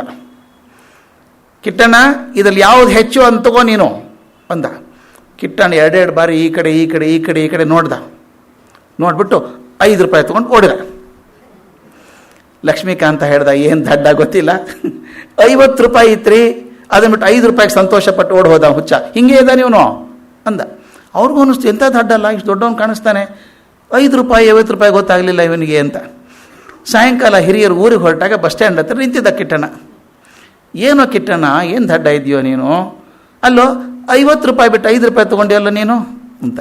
ಆತ ಹೇಳಿದಂತೆ, ಸ್ವಾಮಿ ನಮ್ಮ ಲಕ್ಷ್ಮೀಕಾಂತ ಆತ ಬುದ್ಧಿವಂತ ಅಂತ ತೋರಿಸೋಳಕ್ಕೆ ದಿನ ಮಾಡ್ತಾನೆ ಇಂಥ ಕೆಲಸ. ನಾನು ಯಾವತ್ತಾದರೂ 50 ರೂಪಾಯಿ ತೊಗೊಂಡ್ಬಿಟ್ರೆ 5 ರೂಪಾಯಿ ಕೊಡೋದು ನಿಲ್ಲಿಸ್ಬಿಡ್ತಾನೆ ಅವನು. ಈ ಬುದ್ಧಿವಂತರು ಯಾರು ಒಂದು ಲೆಕ್ಕ ಹಾಕೊಳ್ಳಿ. ದಿನ 5 ರೂಪಾಯಿ ಸಿಗ್ತದೆ, 50 ರೂಪಾಯಿ ಸಿಕ್ಕರೆ ಮುಂದೆ ಬಂದಾಗ ಹೋಗ್ತದೆ ಅದು. ಆದ್ದರಿಂದ ದಡ್ಡ ಅಂತ ತೋರಿಸ್ಕೊಳ್ಳೋದ್ರಲ್ಲೇ ಬುದ್ಧಿವಂತಿಕೆ ಇರೋದು. ಅರ್ಜುನ ಮಾಡಿದ್ದು ದಡ್ಡತನ ಅಂತ ದುರ್ಯೋಧನಿಗೆ ಅನ್ನಿಸ್ತು. ಅಯ್ಯೋ ಹುಚ್ಚ, ನಾರಾಯಣ ಸೇನೆ ಬಿಟ್ಟು ಒಬ್ಬ ಮನುಷ್ಯನ ತಗೊಂಡ ಅಂತ. ಆದರೆ ಬುದ್ಧಿವಂತ ಆದದ್ದು ಅರ್ಜುನ ಅಂತ ಆಮೇಲೆ ಗೊತ್ತಾಗೋದು ಆತನಿಗೆ. ಅದಕ್ಕೆ ಹೇಳ್ತಾರೆ, your choices determine your future ಅಂತ. What choices you make the determine your future. ಯುದ್ಧಕ್ಕಿಂತ ಮೊದಲು ಕೃಷ್ಣ ಕರ್ಣನ ಭೇಟಿ ಆಗ್ತಾನೆ. ಇಲ್ಲಿ ಸ್ವಲ್ಪ ಹೇಳಬೇಕು, ಕೆಲವು ಮನಸ್ಸಿಗೆ ಗೊಂದಲ ಇರ್ತದೆ ಇದ್ರ ಬಗ್ಗೆ. ಕರ್ಣನಿಗೆ ಅನ್ಯಾಯ ಮಾಡಿಬಿಟ್ಟ ಕೃಷ್ಣ. ಏನು ಪಾಪ, ಆ ಹೊತ್ತಿಗೆ ಭೇದದಲ್ಲಿ ಹೊಕ್ಕಿರಿದನು ಮಾಧವನು ಅಂತನೂ ಹಾಗೆ ಕುಮಾರವ್ಯಾಸ ಹೇಳಿದಂಗೆ ಕರ್ಣನ ಕರೆದು ಅವನಿಗೆ ತನ್ನ ಜನ್ಮ ವೃತ್ತಾಂತವನ್ನು ಹೇಳ್ತಾನೆ. ನೀನು ನೋಡಪ್ಪ, ನೀನು ಕುಂತಿ ಮಗ, ನೀನು ಜ್ಯೇಷ್ಠ ಪುತ್ರ, ಸೂರ್ಯಪುತ್ರ ನೀನು ಅಂತೆಲ್ಲ ವರ್ಣಿಸಿ, ನೀನು ಈ ಕಡೆ ಬಂದರೆ ನೀನು ಕೌರವ ಪಾಂಡವರಿಬ್ಬರಿಗೂ ನೀನು ಹಿರಿಯ, ಆದ್ದರಿಂದ ನೀನೇ ಚಕ್ರವರ್ತಿ ಆಗ್ತೀಯ, ರಾಜ್ಯ ನಿನಗೆ ಸಿಗ್ತದೆ ಅಂತ ಸ್ವಲ್ಪ ಆಸೆ ತೋರಿಸ್ತಾನೆ. ವ್ಯಾಸ ಭಾರತದಲ್ಲಿ ಇರುವಂಥದ್ದು ಭಾಳ ಮುಖ್ಯವಾಗಿ ಅಂದರೆ, ಅವನಿಗೆ ಮೊದಲೇ ಗೊತ್ತಿತ್ತು ಕರ್ಣನಿಗೆ ತಾ ಕುಂತಿ ಪುತ್ರ ಅಂತ. ಇಲ್ಲಿ ನಾವು ಕುಮಾರವ್ಯಾಸ ಭಾರತದಲ್ಲಿ ಹೇಳ್ತಾನೆ, ಅಯ್ಯೋ ನನಗೆ ಗೊತ್ತೇ ಇರಲಿಲ್ಲ ಹೀಗ ಅಂತ ಹೇಳ್ತಾನೆ. ಫಸ್ಟ್ ಟೈಮ್ ಗೊತ್ತಾಗೋದು ಅವನಿಗೆ, ನನ್ನ ಜನ್ಮ ವರ್ಷ ಅವನು ಹೇಳಿಬಿಟ್ಟು ನನಗೆ ಕೊಂದು ಹಾಕ್ಬಿಟ್ಟ ನಾನು ಕೃಷ್ಣ ಅಂತ ಹೇಳುವ ಹಾಗೆ. ಆದರೆ ಹಾಗಲ್ಲ, ಅವನು ಹೇಳ್ತಾನೆ, ಸರ್ವಂ ಚೈವಾಭಿಜಾನಾಮಿ ಪಾಂಡೋ ಪುತ್ರೋಸ್ಮಿ ಧರ್ಮತಃ. ನಾನು ಪಾಂಡವರ ಹಿರಿಯ ಅಂತ ನನಗೆ ಗೊತ್ತಿದೆ, ನಾನು ಪಾಂಡವ ಪುತ್ರ ಅಂತೂ ಕೂಡ ಗೊತ್ತಿದೆ ನನಗೆ ಮೊದಲೇ ಗೊತ್ತಿದೆ. ಆದರೆ ಎಷ್ಟು ದುರಹಂಕಾರಿ ಅವನು. ನಾನು ಯಾಕೆ ಹೇಳ್ತಿದ್ದೀನಿ ಮಾತನ್ನು ಅಂದರೆ, ಸಾಹಿತ್ಯ ಕಾವ್ಯ ಆದಾಗ ಬೇರೆ ಆಗ್ತದೆ. ವ್ಯಾಸರು ಕರ್ಣನನ್ನು ನೋಡಿದವರು, ಕೃಷ್ಣನನ್ನು ನೋಡಿದವರು, ಅವರು ಬರೆದದ್ದು ಇತಿಹಾಸ. ಅದು ಮುಂದೆ ಎಷ್ಟೋ ಶತಮಾನಗಳ ನಂತರ, ಸಹಸ್ರಾರು ವರ್ಷಗಳ ನಂತರ ಒಂದು ಕಾವ್ಯ ಪ್ರತಿಭೆ ಉಳ್ಳಂಥ ಒಬ್ಬ ಮನುಷ್ಯ ಅದನ್ನು ನೋಡಿದಾಗ, ಆ ಪಾತ್ರದ ಬಗ್ಗೆ ಪ್ರೀತಿ ಉಕ್ಕಿ ಬಂದಾಗ ಕರುಣೆ ತರಬೇಕು ಅಂತ ಹೇಳಿ ಮಾಡಿದಂಥದ್ದು. ಅಯ್ಯೋ ಪಾಪ ಕರ್ಣನಿಗೆ ಅಂತ ಅನ್ಯಾಯ ಆಗಿಬಿಡುತ್ತಲ್ಲ. ಬಹಳ ಜನಕ್ಕೆ ಹಾಗೆ ಇದೆ. ಕರ್ಣನ ಹೀರೋ ಮಾಡಿ ಸಿನಿಮಾ ಮಾಡಿದವರಿದ್ದಾರೆ. ಯಾಕಂದರೆ ಅದೊಂಥರ ಪಾತ್ರ ಸೃಷ್ಟಿ ಮಾಡಬೇಕದನ್ನ ಅಂತ. ಆದರೆ ನಿಜವಾಗಲೂ ವ್ಯಾಸರ ದೃಷ್ಟಿಯಲ್ಲಿ ಕರ್ಣ ಖಳನಾಯಕನೇ, ಮತ್ತೊಂದೇನಿಲ್ಲ. ದುರಹಂಕಾರಿ ಖಳನಾಯಕ. ಅವನಿಗೊಂಚೂರು ಪಶ್ಚಾತ್ತಾಪ ಇಲ್ಲ ತಾ ಮಾಡಿದ್ರ ಬಗ್ಗೆ. ಅವ್ರು ಹೇಳ್ತಾನೆ, ಕೃಷ್ಣ ಹೇಳಿದರೆ ಅಹಂಕಾರದ ಮೊಟ್ಟೆ ಅವನು. ನೀ ಪಾಂಡವರ ಕಡೆ ಬಂದರೆ ರಾಜ್ಯ ನಿಂದಾಗ್ತದೋ ಅಂದ್ರೆ ಅವನು ಏನು ಹೇಳ್ತಾನೆ ಗೊತ್ತಾ? ಆ ರಾಜ್ಯ ಸಿಕ್ಕರೆ ಅದನ್ನು ಒಯ್ದು ದುರ್ಯೋಧನ ಕೊಡ್ತೇನೆ ಅಂತಾನೆ. ರಾಜ್ಯ ನನಗೆ ಕೊಟ್ಟರೆ ದುರ್ಯೋಧನ ಕೊಡ್ತೇನೆ ಅಂತ ಹೇಳ್ತಾನೆ. ಮುಂದೆ ಯುದ್ಧ ನಡೆದಂತೆಲ್ಲ ಅವನೊಂಥರ ವಿಚಿತ್ರ ಪ್ರಾಣಿ. ತನ್ನ ಅಹಂಕಾರ ಎಷ್ಟರ ಮಟ್ಟಿಗೆ ಅಂದರೆ, ಭೀಷ್ಮರ ಜೊತೆಗೆ ಸ್ವಲ್ಪ ಸಿಟ್ಟು ಬಂದು, ಭೀಷ್ಮರ ಆಗೋ ತನಕನೂ ನಾಯಕರಾಗಿರೋ ತನಕನೂ ಯುದ್ಧನೇ ಮಾಡಲಿಲ್ಲ. ಅದು ದಿವಸ ತನ್ನ ರಾಜನನ್ನು ಅಶಕ್ತ ಮಾಡ್ದಂಗೆ ಆಗಲಿಲ್ವಾ? ಭೀಷ್ಮರ ಜೊತೆಗೆ ತಾನೂ ಸೇರ್ಕೊಂಡಿದ್ದು ಯುದ್ಧ ಮಾಡ್ಬೋದಾಗಿತ್ತು, ಯುದ್ಧನೇ ಮಾಡಲಿಲ್ಲ. ಈ ಥರದ ವಿಚಿತ್ರ ಮನುಷ್ಯ ಆತ. ಆ ಮುಗಿದ್ನ ಹೋಗಿ ಕ್ಷಮಾಪಣೆ ಕೇಳ್ಕೊತಾನೆ ಭೀಷ್ಮರಿಗೆ. ಆನಂತರ ಮುಂದೆ ಯುದ್ಧ ನಡೆದಂತೆಲ್ಲ ಗೊತ್ತಾಗ್ತದೆ ಅವನಿಗೆ, ನಾನು ಬಹುಶಃ ಆಗೋಲ್ಲ, ಸಾಟಿ ಆಗೋಕ್ಕೆ ಸಾಧ್ಯ ಇಲ್ಲ ಇದಕ್ಕೆ ಅಂತ ಗೊತ್ತಾಗ್ತದೆ. ಅವನು ಹೇಳ್ತಾನೆ, ಅಹಂ ಚಾನ್ಯೇಚ ರಾಜಾನೋ ಯಚ್ಛತತ್ ಕ್ಷತ್ರಮಂಡಲಂ ಗಾಂಡೀವಾಗ್ನಿ ಪ್ರವೇಕ್ಷಾಮೋ ಇತಿ ಮೇ ನಾಸ್ತಿ ಸಂಶಯ. ಸಂಶಯನೇ ಇಲ್ಲ ಅಂತ ಹೇಳ್ಬಿಡ್ತಾನೆ. ನಾನು ಮತ್ತು ಉಳಿದ ರಾಜರೆಲ್ಲ ಇದ್ದಾರಲ್ಲ, ಇವೆಲ್ಲರೂ ರಾಜರು ಗಾಂಡೀವ ಅಂತ ಅಗ್ನಿಯನ್ನು ನಾವು ಪ್ರವೇಶ ಮಾಡ್ತೀವಿ, ಇದರಲ್ಲಿ ಯಾವ ಸಂಶಯವೂ ಇಲ್ಲ. ಅರ್ಜುನನ ಸಾಯ್ತೀನಿ ಅಂತ ಕೂಡ ಗೊತ್ತಾಗ್ಬಿಡುತ್ತೆ ಅವನಿಗೆ. ಅಂದರೆ ಕರ್ಣನಿಗೆ ಜನ್ಮ ರಹಸ್ಯ ಭೇದದಲ್ಲಿ ತಿಳಿಸಿದ ಅಂತ ಅನ್ನೋದು ಬೇಡ. ಭೇದದಲ್ಲಿ ಹೊಕ್ಕಿರಿದನೋ ಮಧುಸೂದನ ಅಂತ ಕುಮಾರವ್ಯಾಸ ಹೇಳೋದು ಅದು ಕಾವ್ಯ. ಅದಕ್ಕೆ ನಾನು ಮಾತು ಹೇಳಬೇಕು, ಕಾವ್ಯ ಯಾವತ್ತೂ ದೂರ ನಿಂತು ಬೆಟ್ಟ ನೋಡಿದಾಗೆ ಇರ್ತದೆ. ದೂರದಿಂದ ನೀಲಗಿರಿ ಬೆಟ್ಟ, ಯಾವುದೋ ಬೆಟ್ಟ ತುಂಬ ಚೆಂದ ಕಾಣಿಸುತ್ತೆ. ಹತ್ತಿರಕ್ಕೆ ಹೋದಾಗ ಅಲ್ಲಿರುವಂಥ ಕೊರೆ, ಕಂದಕ, ಹಾವು, ಚೇಳು, ಪ್ರಾಣಿಗಳು ಎಲ್ಲ ಕಾಣ್ತವೆ. ಅಲ್ಲಿ ನಿಂತು ಬರೆದವರು ವೇದವ್ಯಾಸರು. ಆದ್ದರಿಂದ ಅವನು ಏನಾದರೂ ಹೇಗೆ ಕಾಣಿಸ್ತಾನೆ ಕೃಷ್ಣ ಅಂತ ಎಷ್ಟು ಚಂದ ಬರೀತಾರೆ ಇದರಲ್ಲಿ ಮಹಾಭಾರತದಲ್ಲಿ. ಬೆಂಕಿಯನ್ನು ಕಬಳಿಸಲು ಹೊರಟಂಥ ದೀಪದ ಹುಳದ ಹಾಗೆ ಕರ್ಣ ಕಂಡ ಅಂತ. ಬೆಂಕಿಯನ್ನು ಕಬಳಿಸೋದಕ್ಕೆ ಹೋದಂಥ ದೀಪದ ಹುಳ ಇರ್ತದಲ್ಲ, ಹಾಕಂಡ ಅಂತ. ಬೆಂಕಿಯನ್ನು ಯಾವತ್ತೂ ಕಬಳಿಸ್ಲಿಲ್ಲ ದೀಪದ ಹುಳ, ತಾನು ಸುಟ್ಕೊಂಡು ಸತ್ತು ಹೋಗ್ತದೆ. ಆದರೂ ಹೋಗೋ ರೀತಿ ನೋಡಿದಾಗ ಆ ಬೆಂಕಿಯನ್ನು ಕಬಳಿಸ್ಬಿಡ್ತೇನೇನೋ ಅನ್ನೋ ರೀತಿ ಹೋಗ್ತದೆ ಅಂತ. ಹಾಗಾದ ಕೆಲವು ಆಪಾದನೆಗಳು ಕೃಷ್ಣನ ಮೇಲಿದ್ದಾವೆ, ನೋಡಬೇಕು ಅಂತ ಹೇಳಿದ್ದೆ. ಯುದ್ಧದಲ್ಲಿ ಕೃಷ್ಣ ಬಹಳ ಮೋಸ ಮಾಡಿಬಿಟ್ಟ ಆ ಕಡೆ ಈ ಕಡೆ ಅಂತ. ಆ ಮೋಸಗಳು ಏನೇನು ಮಾಡಿದ್ದಾರೆ ಪಟ್ಟಿ ಮಾಡ್ಕೊಂಡು ನೋಡೋಣ. ಮೊದಲನೇದು, ಶಿಖಂಡಿಯನ್ನು ಮುಂದೆ ತಳ್ಳಿ ಭೀಷ್ಮರನ್ನು ಅನ್ಯಾಯವಾಗಿ ಕೊಲ್ಲಿಸಿಬಿಟ್ಟ ಅಂತ. ಇದು ಸಾಮಾನ್ಯವಾಗಿ ಹೇಳುವಂಥದ್ದು. ಆದರೆ ನಿಜವಾಗಲೂ ಮಹಾಭಾರತ ಓದ್ಕೊಂಡ್ರೆ ಅದಲ್ಲ ಅಂತ ಗೊತ್ತಾಗುತ್ತೆ. ಯುದ್ಧದಕ್ಕಿಂತ ಮೊದಲೇ ಧರ್ಮರಾಜ ಹೋಗಿ ನಮಸ್ಕಾರ ಮಾಡಿ ಹೇಳ್ತಾನೆ ಭೀಷ್ಮರಿಗೆ, ನೀವು ಇಚ್ಛಾಮರಣಿಗಳು, ನಿಮ್ಮ ಸೋಲಿಸೋದು ನಮ್ಗೆ ಯಾರ ಕಡೆಯಿಂದನೂ ಸಾಧ್ಯ ಇಲ್ಲ. ಆದರೆ ನೀವು ಕೌರವನ ಪರವಾಗಿ ನಿಂತಿದ್ದೀರಿ, ನಮಗೆ ಜಯ ಸಿಗೋದು ಹೇಗೆ ಸಾಧ್ಯ? ನೀನು ಜಯ ಸಿಗಲಿ ಅಂತ ಆಶೀರ್ವಾದ ಮಾಡ್ತಾರೆ. ಯುದ್ಧದ ಹಿಂದಿನ ದಿವಸ ಕೃಷ್ಣ ಕರ್ಕೊಂಡು ಹೋಗ್ತಾನೆ ಅಲ್ಲಿ. ನಮ್ಗೆ ನೋಡಿ ಹೆಂಗಿದೆ ಬ್ರಿಲಿಯನ್ಸ್ ಅಂದರೆ, ಅಪೋಸಿಷನ್ ಪಾರ್ಟಿ ಲೀಡರ್ ಕಡೆನೇ ಕರ್ಕೊಂಡು ಹೋಗೋದು ಸೆಷನ್ಗಿಂತ ಮೊದಲು. ಆ ನಮಸ್ಕಾರ ಮಾಡಿಸ್ಬಿಟ್ಟು ಅದನ್ನು ಧರ್ಮರಾಜ ಹೇಳಿದ್ರು, ನಿಮ್ಗೆ ಜಯ ಆಗಲಿ ಅಂತ ಆಶೀರ್ವಾದ ಮಾಡಿದರು. ತಕ್ಷಣ ಕೇಳಿದ, ಜಯ ಹೆಂಗೆ ಆಗ್ತದೆ? ನೀವು ಆ ಕಡೆ ಇದ್ದೀರಿ, ಹಿರಿಯರು, ಇಚ್ಛಾಮರಣಿಗಳು, ನಿಮ್ಮನ್ನು ಸೋಲ್ಸೋಕೆ ಸಾಧ್ಯ ಇಲ್ಲ, ಶಕ್ತಿ ಅಸಾಧ್ಯ, ಶಿವನ ಅವತಾರ ಇದ್ದಂಗೆ ಇದ್ದೀರಿ, ನಿಮ್ಮನ್ನು ಸೋಲ್ಸೋದು ಹೇಗೆ ಅಂತ. ಭೀಷ್ಮರು ಹೇಳ್ತಾರೆ, ಇರಪ್ಪ, ನಾ ಸಮಯ ಬಂದಾಗ ನಾನೇ ಹೇಳ್ತೀನಿ ಹೆಂಗೆ ಕೊಲ್ಲಬೇಕು ಅಂತ, ಚಿಂತೆ ಮಾಡಬೇಡ, ನಾನೇ ಹೇಳ್ತೀನಿ ಅಂತಾರೆ. 8 ದಿವಸ ಯುದ್ಧ ಮಾಡ್ತಾರೆ. ಮಾಡಿ ಆ ಕೌರವನ ಉಪ್ಪಿನ ಋಣ ಇದೆಯಲ್ಲ, ಉಪ್ಪಿನ ಋಣ ತೀರಿಸಬೇಕು. 9ನೇ ದಿನ ಯುದ್ಧ ಆದಮೇಲೆ ಧರ್ಮರಾಜನ ಕರೆದು ಹೇಳ್ತಾರೆ, ನೋಡು, ನಾನೇನು ತೀರ್ಮಾನ ಮಾಡಿದ್ದೀನಿ, ಅಸ್ತ್ರ ಸನ್ಯಾಸ ಮಾಡ್ತೀನಿ ಅಂತ ತೀರ್ಮಾನ ಮಾಡ್ಕೊಂಡಿದ್ದೀನಿ. ಅದಕ್ಕೊಂದು ಕೆಲಸ ಮಾಡು, ನೀನು ಯುದ್ಧ ಮಾಡುವಾಗ ಅರ್ಜುನನ ರಥದ ಮುಂದೆ ಶಿಖಂಡಿ ಅಂತ ನಿಲ್ಲಿಸ್ಬಿಡು. ಅವ್ರು ಹೇಳೋದಿದು, ಕೃಷ್ಣ ತರಿಸಿದ್ದಲ್ಲ ಅದು, ಅವರೇ ಹೇಳ್ಕೊಂಡು ಶಿಖಂಡಿ ಅಂತ ನಿಲ್ಲಿಸ್ಬಿಡು. ಆದರೆ ಅರ್ಜುನನ ಹೇಳು, ಕರುಣೆಯಿಂದ ಬಾಣ ಬಿಡೋದು ಬೇಡ, ಜೋರಾಗಿ ನಾನು ಹೊಡೆದು ಉಳಿಸ್ಲಿ, ನನಗೇನು ದುಃಖ ಇಲ್ಲ, ಹೊಡೆದು ಬೀಳಿಸ್ಲಿ, ನನ್ನ ಹೊಡಿಲಿ, ಆಗ ನಾನು ಶಸ್ತ್ರ ಸನ್ಯಾಸ ಮಾಡ್ತೀನಿ ಅಂತ ಹೇಳ್ತಾರೆ. ಅಲ್ಲಿಗೆ ಅಂಬೇದು ಋಣ ಮುಗಿತು.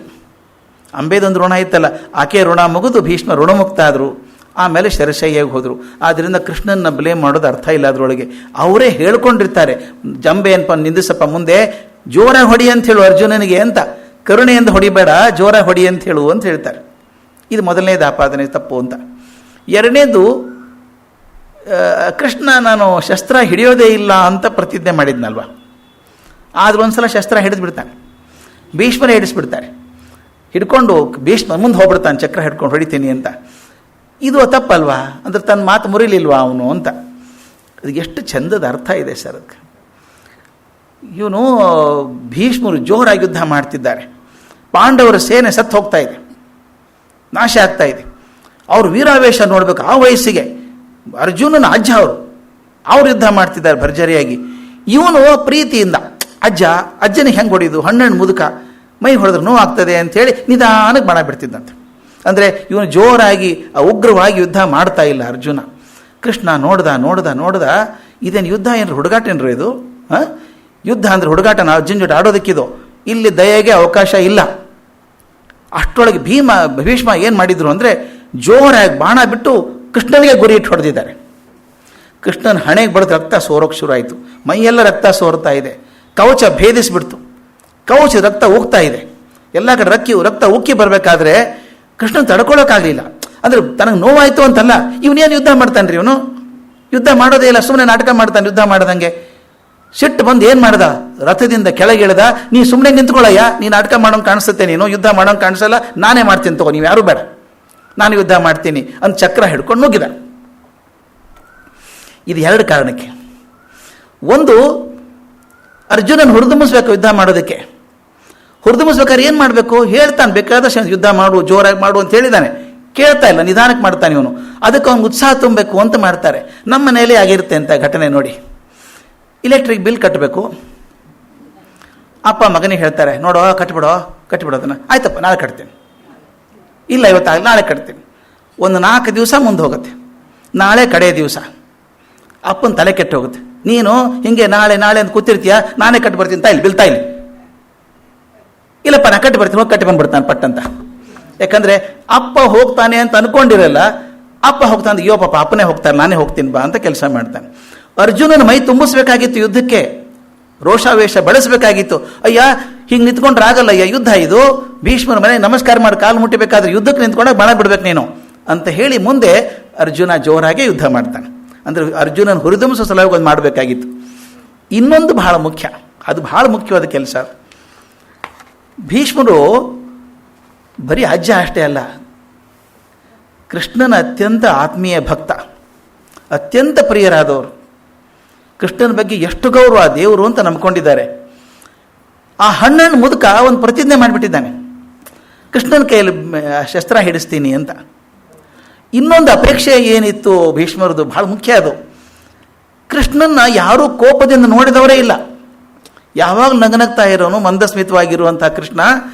ಅವನಿಗೊಂದು ಆಸೆ ಭೀಷ್ಮನಿಗೇನು ಅಂದರೆ, ಕೋಪ ಬಂದಾಗ ಹೆಂಗೆ ಕೃಷ್ಣ ಕಾಣಿಸ್ತಾ ನೋಡಬೇಕು ಅಂತ ಅಪೇಕ್ಷೆ ಬರ್ತಾರೆ ಅವರು. ಕೃಷ್ಣ ನೀನು ಕೋಪ ಬಂದಾಗ ಹೇಗಿದ್ದು ಯಾರೂ ನೋಡಿಲ್ಲಲ್ಲೋ ಮಾರಾಯ, ನೀನು ಹೆಂಗೆ ಕಾಣಿಸ್ತೀನಿ ನೋಡ್ಬೇಕಲ್ಲ ನಿನ್ನ, ಅದಕ್ಕೆ ನೀನು ಕೋಪದಲ್ಲಿದ್ದಾಗ ನೋಡಬೇಕು ಅಂದಾಗ ಕೃಷ್ಣ ಹೇಳ್ತಾನೆ, ಎರಡೂ ಮಾಡಿ ತೋರಿಸ್ತೀನಿ. ನೀ ಪ್ರತಿಜ್ಞೆ ಮಾಡಿದ್ಯಪ್ಪ ಅಜ್ಜ, ಹಣ್ಣನ್ನು ಮುದುಕ, ಅಪೇಕ್ಷೆ ಪಟ್ಟಿದ್ಯಾ ನಾ ಖಡ್ಗ ಶಸ್ತ್ರ ಹಿಡ್ಕೋಬೇಕು ಅಂತ, ನನ್ನ ಮಾತು ಮುರಿದ್ರು ಅಡ್ಡಿ ಇಲ್ಲ, ನಿನ್ನ ಮಾತು ಮುರಿಯೋದು ಬೇಡ ಅಂತ ಹೇಳಿ ಕರುಣೆಯಿಂದ ಅಸ್ತ್ರ ಹಿಡ್ಕೊಂಡು ಹೋದರು ಅಂತ. ಇದು ಇಷ್ಟು ಚೆಂದ ಇದೆ ಭಾರತದಲ್ಲಿ. ಮುಂದೆ ಶರಶಯ್ಯಲ್ಲಿ ಮಲ್ಕೊಂಡ್ರೆ ಭೀಷ್ಮರಿಗೆ ಕಣ್ಣು ಮುಚ್ಚಿ ಯಾವಾಗಲೂ ಕೃಷ್ಣನ ಧ್ಯಾನದಲ್ಲೇ ಇರೋರವರು. ಅವ್ರ ಕಣ್ಣಿಗೆ ಒಂದು ಸಲ ಕೂಡ ಮಂದಸ್ಮಿತನಾದ ಕೃಷ್ಣನ ಮುಖ ಬರಲಿಲ್ಲಂತೆ. ಶರಶಯ್ಯಲ್ಲಿ ಮಲ್ಕೊಂಡಾಗ ಬರೀ ಆ ರಕ್ತ ಸೋರುವಂಥ ಮೈ, ಗಾಯವಾದಂಥದ್ದು, ಕವಚ ಭೇದಿಸಿದಂಥದ್ದು ಇದೇ ಕಾಣ್ತಾ ಇತ್ತಂತೆ. ಬೇಡ್ಕೊಂಡ್ರಂತೆ, ಸಾಕೋ ಮಾರಾಯ ಈ ರೂಪ, ಮೊದಲೇ ನಗನಗದ ರೂಪ ತೋರಿಸೋ ಮಾರಾಯ ನನಗೆ ಅಂತ ಕೇಳಿದ್ರಂತೆ. ಅದು ಕಾಣಿಸ್ತಾ ಇಲ್ಲ. ಅವರು ಅಳುತ್ತಾರೆ. ಸೆರೆಸೇದ್ದಂಥ ಭೀಷ್ಮರು ಅಳುತ್ತಾರೆ. ಕೃಷ್ಣ, ಪ್ರಭೋ, ನಾನು ಪಾಪಿಯಪ್ಪ ಮಾರಾಯ, ನನ್ನಂಥ ಪಾಪಿ ಜಗತ್ತಲ್ಲಿ ಯಾರೂ ಇಲ್ಲ. ನಿನ್ನಂಥವನು ಮುಂದೆ ಕೂತಾಗ ನಾನು ಬಾಣ ಹೊಡೆದ್ನಲ್ಲೋ ನಿನಗೆ, ಬಾಣ ಹೊಡೆದು ನಿನ್ನ ಹಣೆಗೆ ಹೊಡೆದಿದ್ದೀನಿ, ಕವಚ ಭೇದಿಸಿ ಮೈಯಲ್ಲಿ ರಕ್ತ ಉಕ್ಕು ಹಂಗೆ ಮಾಡಿದ್ದೀನಲ್ಲೋ, ಭಕ್ತ ಮಾಡೋ ಕೆಲಸನ ಇದು ನಾನು. ಆದರೂ ಎಂಥ ಕರುಣೆ ಮಾರಾಯ ನೀನು, ನನಗೋಸ್ಕರ ಬಂದು ಶಸ್ತ್ರ ಹಿಡ್ಕೊಂಡು ನಿಂತೆಯಲ್ಲ ಮುಂದೆ ಕೋಪದಿಂದ, ನಾನು ಅಪೇಕ್ಷೆ ಮಾಡಿದ ರೂಪ ತೋರಿಸಿದೆಯಲ್ಲ, ಸಾಕು ಮಾರಾಯ, ನೋಡಿದ್ದೀನಿ. ಇನ್ನು ರಕ್ತ ಸಿಕ್ತ ಮುಖ ನೋಡ್ಲಿಕ್ಕೆ ಆಗ್ತಾ ಇಲ್ಲ ನನಗೆ, ಇನ್ನು ನಗುಮುಖ ತೋರಿಸು ಅಂತ ಬೇಡ್ಕೋತಾರೆ. ಹಾಗೆ ಕೇಳಿದ ತಕ್ಷಣ ಕೃಷ್ಣ ಅವನ ಪಕ್ಕದಲ್ಲಿ ಹೋಗಿ, ಭೀಷ್ಮರ ಪಕ್ಕದಲ್ಲಿ ಹೋಗಿ ಅವ್ರ ಹತ್ರ ತಲೆ ಮೇಲೆ ಕೈ ಆಡಿಸಿ ಅವ್ರ ಹೃದಯಕ್ಕಾಗಿರುವಂಥ ಗಾಯಕ್ಕೆ ಮೊಲಾಮ್ ಹಚ್ಚಿ ಬರ್ತಾನೆ ಕೃಷ್ಣ. ನಗನಗ್ತ ಮುಖ ತೋರಿಸ್ತಾನೆ. ಆ ಭೀಷ್ಮ ಹೇಳ್ತಾನೆ, ಮಾರಾಯ, ನೀನು ಯಾವಾಗ ನೋಡಿದ್ರು ಚಂದನೇ ಇದೆಯಲ್ಲೋ, ನಗನಗ್ತಾ ಇದ್ದಾಗಲೂ ಚಂದ ಕಾಣಿಸ್ತೀಯ, ಕೋಪದಲ್ಲೂ ಎಂಥ ಚಂದ ಕಾಣಿಸ್ತಿದ್ದೆ ಗೊತ್ತಾ ನೀನು ಎಲ್ಲ ಮುಖ ನೋಡಬೇಕು ಅಂತ ಆಸೆ ಇತ್ತು ಮಾರಾಯ, ಅದಕ್ಕೆ ನೀನು ತೊಂದರೆ ಕೊಟ್ಟೆ, ಬಾಣ ಹೊಡೆದೆ, ಕ್ಷಮಿಸ್ಬಿಡು ನನ್ನ ಅಂತ. ಅವ್ನು ಹೇಳ್ತಾನೆ, ಕ್ಷಮಿಸೋದಲ್ಲ, ಅದು ಆಶೀರ್ವಾದ ಮಾಡಬೇಕು ನೀವು ನನಗೆ. ಎಷ್ಟು ಗೌರವ ಕೃಷ್ಣನಿಗೆ ಭೀಷ್ಮರ ಬಗ್ಗೆ, ನೀವು ಆಶೀರ್ವಾದ ಮಾಡಬೇಕು. ಅಲ್ಲ, ನೀ ದೇವರು ಅಂತ ಹೇಳ್ತಾನೆ. ಈ ಮಾತು ನೋಡಿ ಹೇಗಿದೆ, ಕೃಷ್ಣ ಚಕ್ರ ಹಿಡ್ಕೊಂಡು ನುಗ್ಗಿದಾಗ ಭೀಷ್ಮ ಹೇಳುವ ಮಾತು ನೋಡಿ ಹೇಗಿದೆ. ಯುದ್ಧದ ಆಹ್ವಾನ ಅಲ್ಲ ಭೀಷ್ಮ ಕೊಡೋದು. ಏ ಹೇ ಹಿ ಪುಂಡರೀಕಾಕ್ಷ ದೇವದೇವ ನಮೋಸ್ತುತೆ ಮಾಮಧ್ಯ ಸಾತ್ವತ ಶ್ರೇಷ್ಠ ಪಾತಯಸ್ವ ಮಹಾಹವೇ. ಬಾರೋ ಬಾರೋ ಮಹಾರಾಯ, ಬಾರಪ್ಪ. ಏನು ಶಬ್ದ ಎಷ್ಟು ಚೆನ್ನಾಗಿದೆ. ಏ ಹೇ ಹಿ ಪುಂಡರೀಕಾಕ್ಷ ದೇವದೇವ ನಮೋಸ್ತುತೆ. ದೇವದೇವ ಇದ್ದೀಯಪ್ಪ ಮಹಾರಾಯ, ನಮಸ್ಕಾರ ಮಾಡ್ತೀನಿ, ಬಾರೋ ಮಹಾರಾಯ, ಬಾರಪ್ಪ, ನಾನು ಕೊಲ್ಲು. ಇದು ಯುದ್ಧದ ಆಹ್ವಾನ ಅಲ್ಲ, ಭಕ್ತ ತನ್ನ ಸಂಪೂರ್ಣವಾಗಿ ಸಮರ್ಪಣೆ ಮಾಡಿಕೊಂಡಂಥ ಅವಕಾಶ ಅದು. ಭೀಷ್ಮರು ಹಿಂದೆ ನಿಂತು ಹೊಡಿಸಿದ್ರು, ಅದೆಲ್ಲ ಹೇಳ್ತೀವಿ ನಾವು. ಕೃಷ್ಣ ಮಾತು ಬಿಟ್ಟ. ಎದಕ್ಕೆ ಬಿಟ್ಟ ಅವನು? ತನ್ನ ಮಾತನ್ನು ತಪ್ಪಿಸ್ಕೊಂಡದ್ದು ಅವ್ರ ಮಾತನ್ನು ನಡೆಸೋದಕ್ಕೋಸ್ಕರ. ಅದರಿಂದ ಹೇಳ್ತಾರೆ, ಭಕ್ತನ ಮಾತು ನಡೆಸಿದೆಲ್ಲೋ ಕರುಣಿ ನೀನು ಅಂತ ಬಿಡ್ಕೋತಾರೆ. ಇನ್ನೊಮ್ಮೆ ಕೃಷ್ಣನ ಕೋಪ ಬರುತ್ತೆ. ಇದು ನೆನೆಸ್ಕೋಬೇಕು, ಭಾಳ ಮುಖ್ಯವಾದಂಥ ಭಾಗ ಇದು ಕೃಷ್ಣಂದು. 2 ಸಲ ಕೋಪ ಬಂದಿರೋದು ಕೃಷ್ಣನಿಗೆ. ಹಾಗೆ ನೋಡಿದರೆ, ಒಂದು ಈ ಚಕ್ರ ಹಿಡ್ಕೊಂಡು ಭೀಷ್ಮರ ಹತ್ರ ಹೋದಾಗ ಒಂದು, ಇನ್ನೊಂದು ಸಲ ಇನ್ನು ಯುದ್ಧ ಮುಗಿಯೋಕೆ ಬಂತು, ಶಲ್ಯ ಪರ್ವ ಶುರು ಆಗಿಬಿಟ್ಟಿದೆ, ಕರ್ಣ ಕೂಡ ಹೋಗ್ಬಿಟ್ಟ. ಆವಾಗ ಪಾಂಡವರಿಗೆ ಖಾತ್ರಿ ಆಯಿತು, ನಾವು ಯುದ್ಧ ಗೆದ್ದಿತೀವಿ ಅಂತ ಖಾತ್ರಿ ಆಯಿತು. ಒಂದು ದಿವಸ ಸಾಯಂಕಾಲ ಬೆಳದಿಂಗಳು ಎಲ್ಲರೂ ಕೂತು ಹರಟೆ ಹೊಡಿತಿದ್ದಾರೆ, ನಗ್ನಗ್ತಾ ಹರಟೆ ಹೊಡೆದು ಮಾತಾಡ್ತಿದ್ದಾರೆ ಎಲ್ಲರೂ. ಕೃಷ್ಣ ಮಾತ್ರ ಇವರು ಹರಟೆಯಲ್ಲಿ ಮಾತಿನಲ್ಲಿ ಸೇರ್ಕೊಂಡಿಲ್ಲ, ಬೇರೆ ಇದ್ದಾನೆ. ಸ್ವಲ್ಪ ಸಿಟ್ಟು ಬಂದವರಂಗೆ ಒಬ್ಬನೇ ಕೂತಿದ್ದಾನೆ. ಧರ್ಮರಾಜನಿಗೆ ವಿಚಿತ್ರ ಅನ್ನಿಸ್ತು. ದಿನಾಲು ನಮ್ಮನ್ನು ನಗಿಸೋನು ಅವನೇನೆ, ಇವತ್ತು ಯಾಕೋ ಬಹಳ ಗಂಭೀರವಾಗಿ ಕೂತಿದ್ದಾನೆ, ಸ್ವಲ್ಪ ಕೋಪದಲ್ಲಿದ್ದಂಗೆ ಕಾಣಿಸ್ತಾನೆ. ಏನು ಕೃಷ್ಣ, ಯಾಕೋ ಕೋಪದಲ್ಲಿದ್ದಂಗೆ ಕಾಣಿಸ್ತದಲ್ಲ ಅಂತ ಭೀಷ್ಮರು ಕೇಳಿದರೆ ಸಿಟ್ಟು ಬಂದ್ಬಿಡ್ತದೆ ಕೃಷ್ಣನಿಗೆ. ಎಲ್ಲರೂ ಮೂರ್ಖರಿದ್ದೀರಿ ನೀವು ಅಂತಾನೆ. ಮಹಾ ಮೂರ್ಖರಿದ್ದೀರಿ, ಹರಟೆ ಹೊಡಿತಾ ಕೂತಿದ್ದೀರಿ, ಎಚ್ಚರ ಇಲ್ಲ ನಿಮಗೆ? ಎಂಥ ಅನಾಹುತ ಆಗ್ತಾ ಇದೆ ಅಂತ ಎಚ್ಚರ ಇಲ್ಲ ನಿಮಗೆ? ಅನಾಹುತ ಆಗ್ತದ?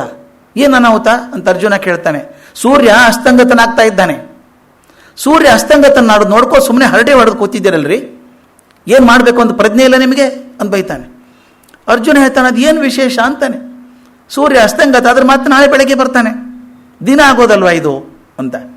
ಆಗ ಹೇಳ್ತಾನೆ, ಏ ಹುಚ್ಚ, ನಾನು ಹೇಳ್ತಿರೋದು ಈ ಸೂರ್ಯನ ಬಗ್ಗೆ ಅಲ್ಲೋ, ಜ್ಞಾನ ಸೂರ್ಯ ಅಸ್ತಂಗತನಾಗ್ತಾ ಇದ್ದಾನೆ.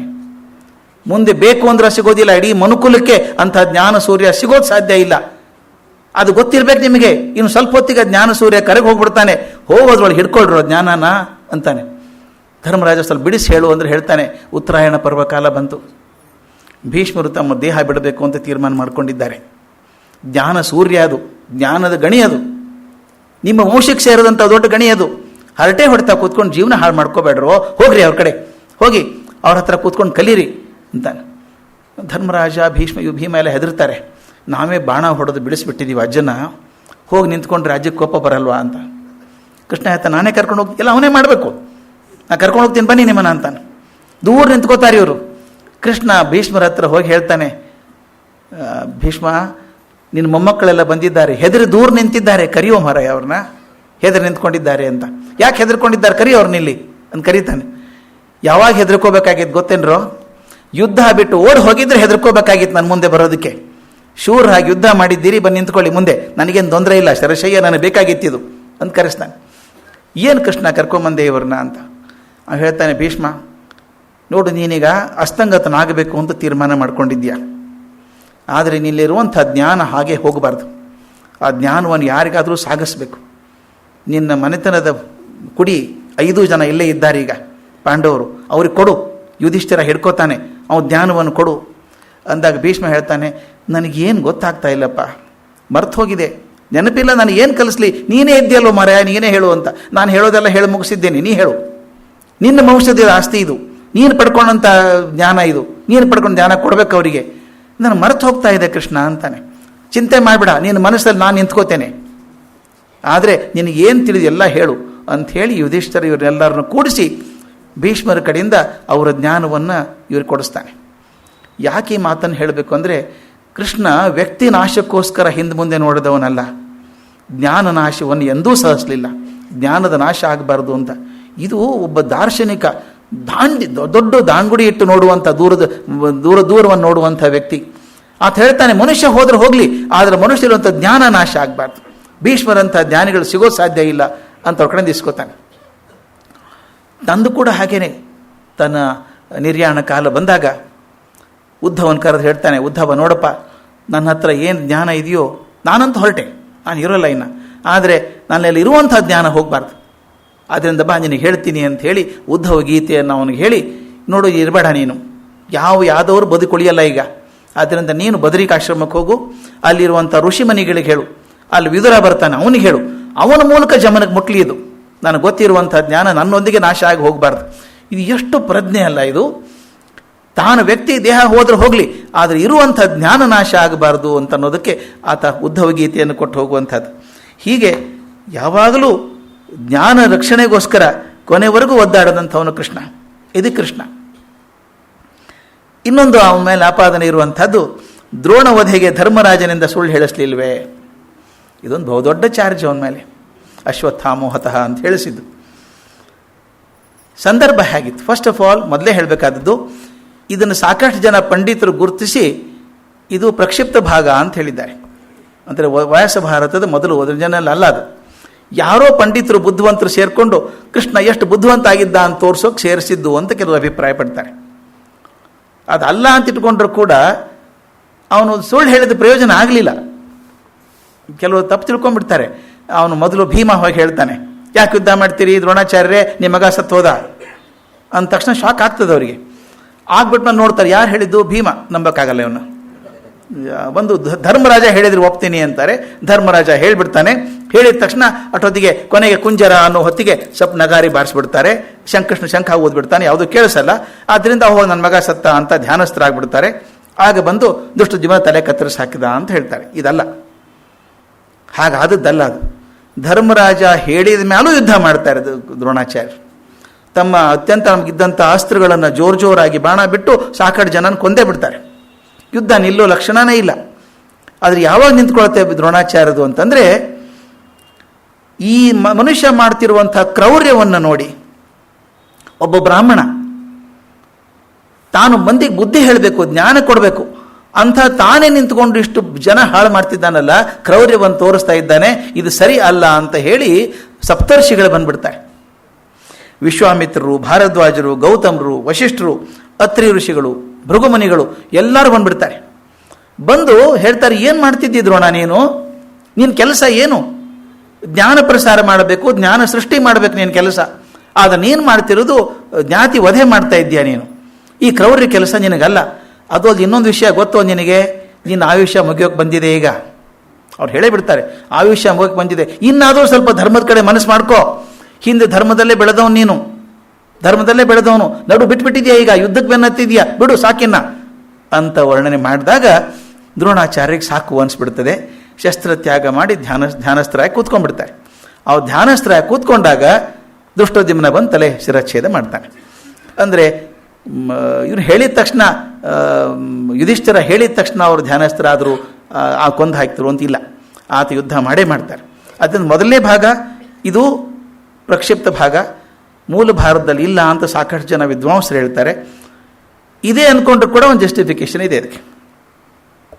ಇನ್ನೊಂದು ಬಹುದೊಡ್ಡ ತಕರಾರು ಕೃಷ್ಣನ ಬಗ್ಗೆ ಅಂದರೆ, ಕರ್ಣನ ಬಗ್ಗೆ ವಿಪರೀತ ಪ್ರೀತಿ ಇದೆಯಲ್ಲ, ಅದಕ್ಕೆ ಬರ್ತದೆ. ನೆಲದಲ್ಲಿ ರಥ ಹೂತು ಹೋದಾಗ ನಿರಾಯುಧನಾದಂಥ ಕರ್ಣನ ಮೇಲೆ ಬಾಣ ಬಿಡುವಂಥ ಪ್ರೇರೇಪಣೆ ಮಾಡಿ ಕರ್ಣನ ಕೊಂದು ಹಾಕ್ತಾನಲ್ಲ ಕೃಷ್ಣ, ನಿಷ್ಕರಣಿ ಅಲ್ವಾ?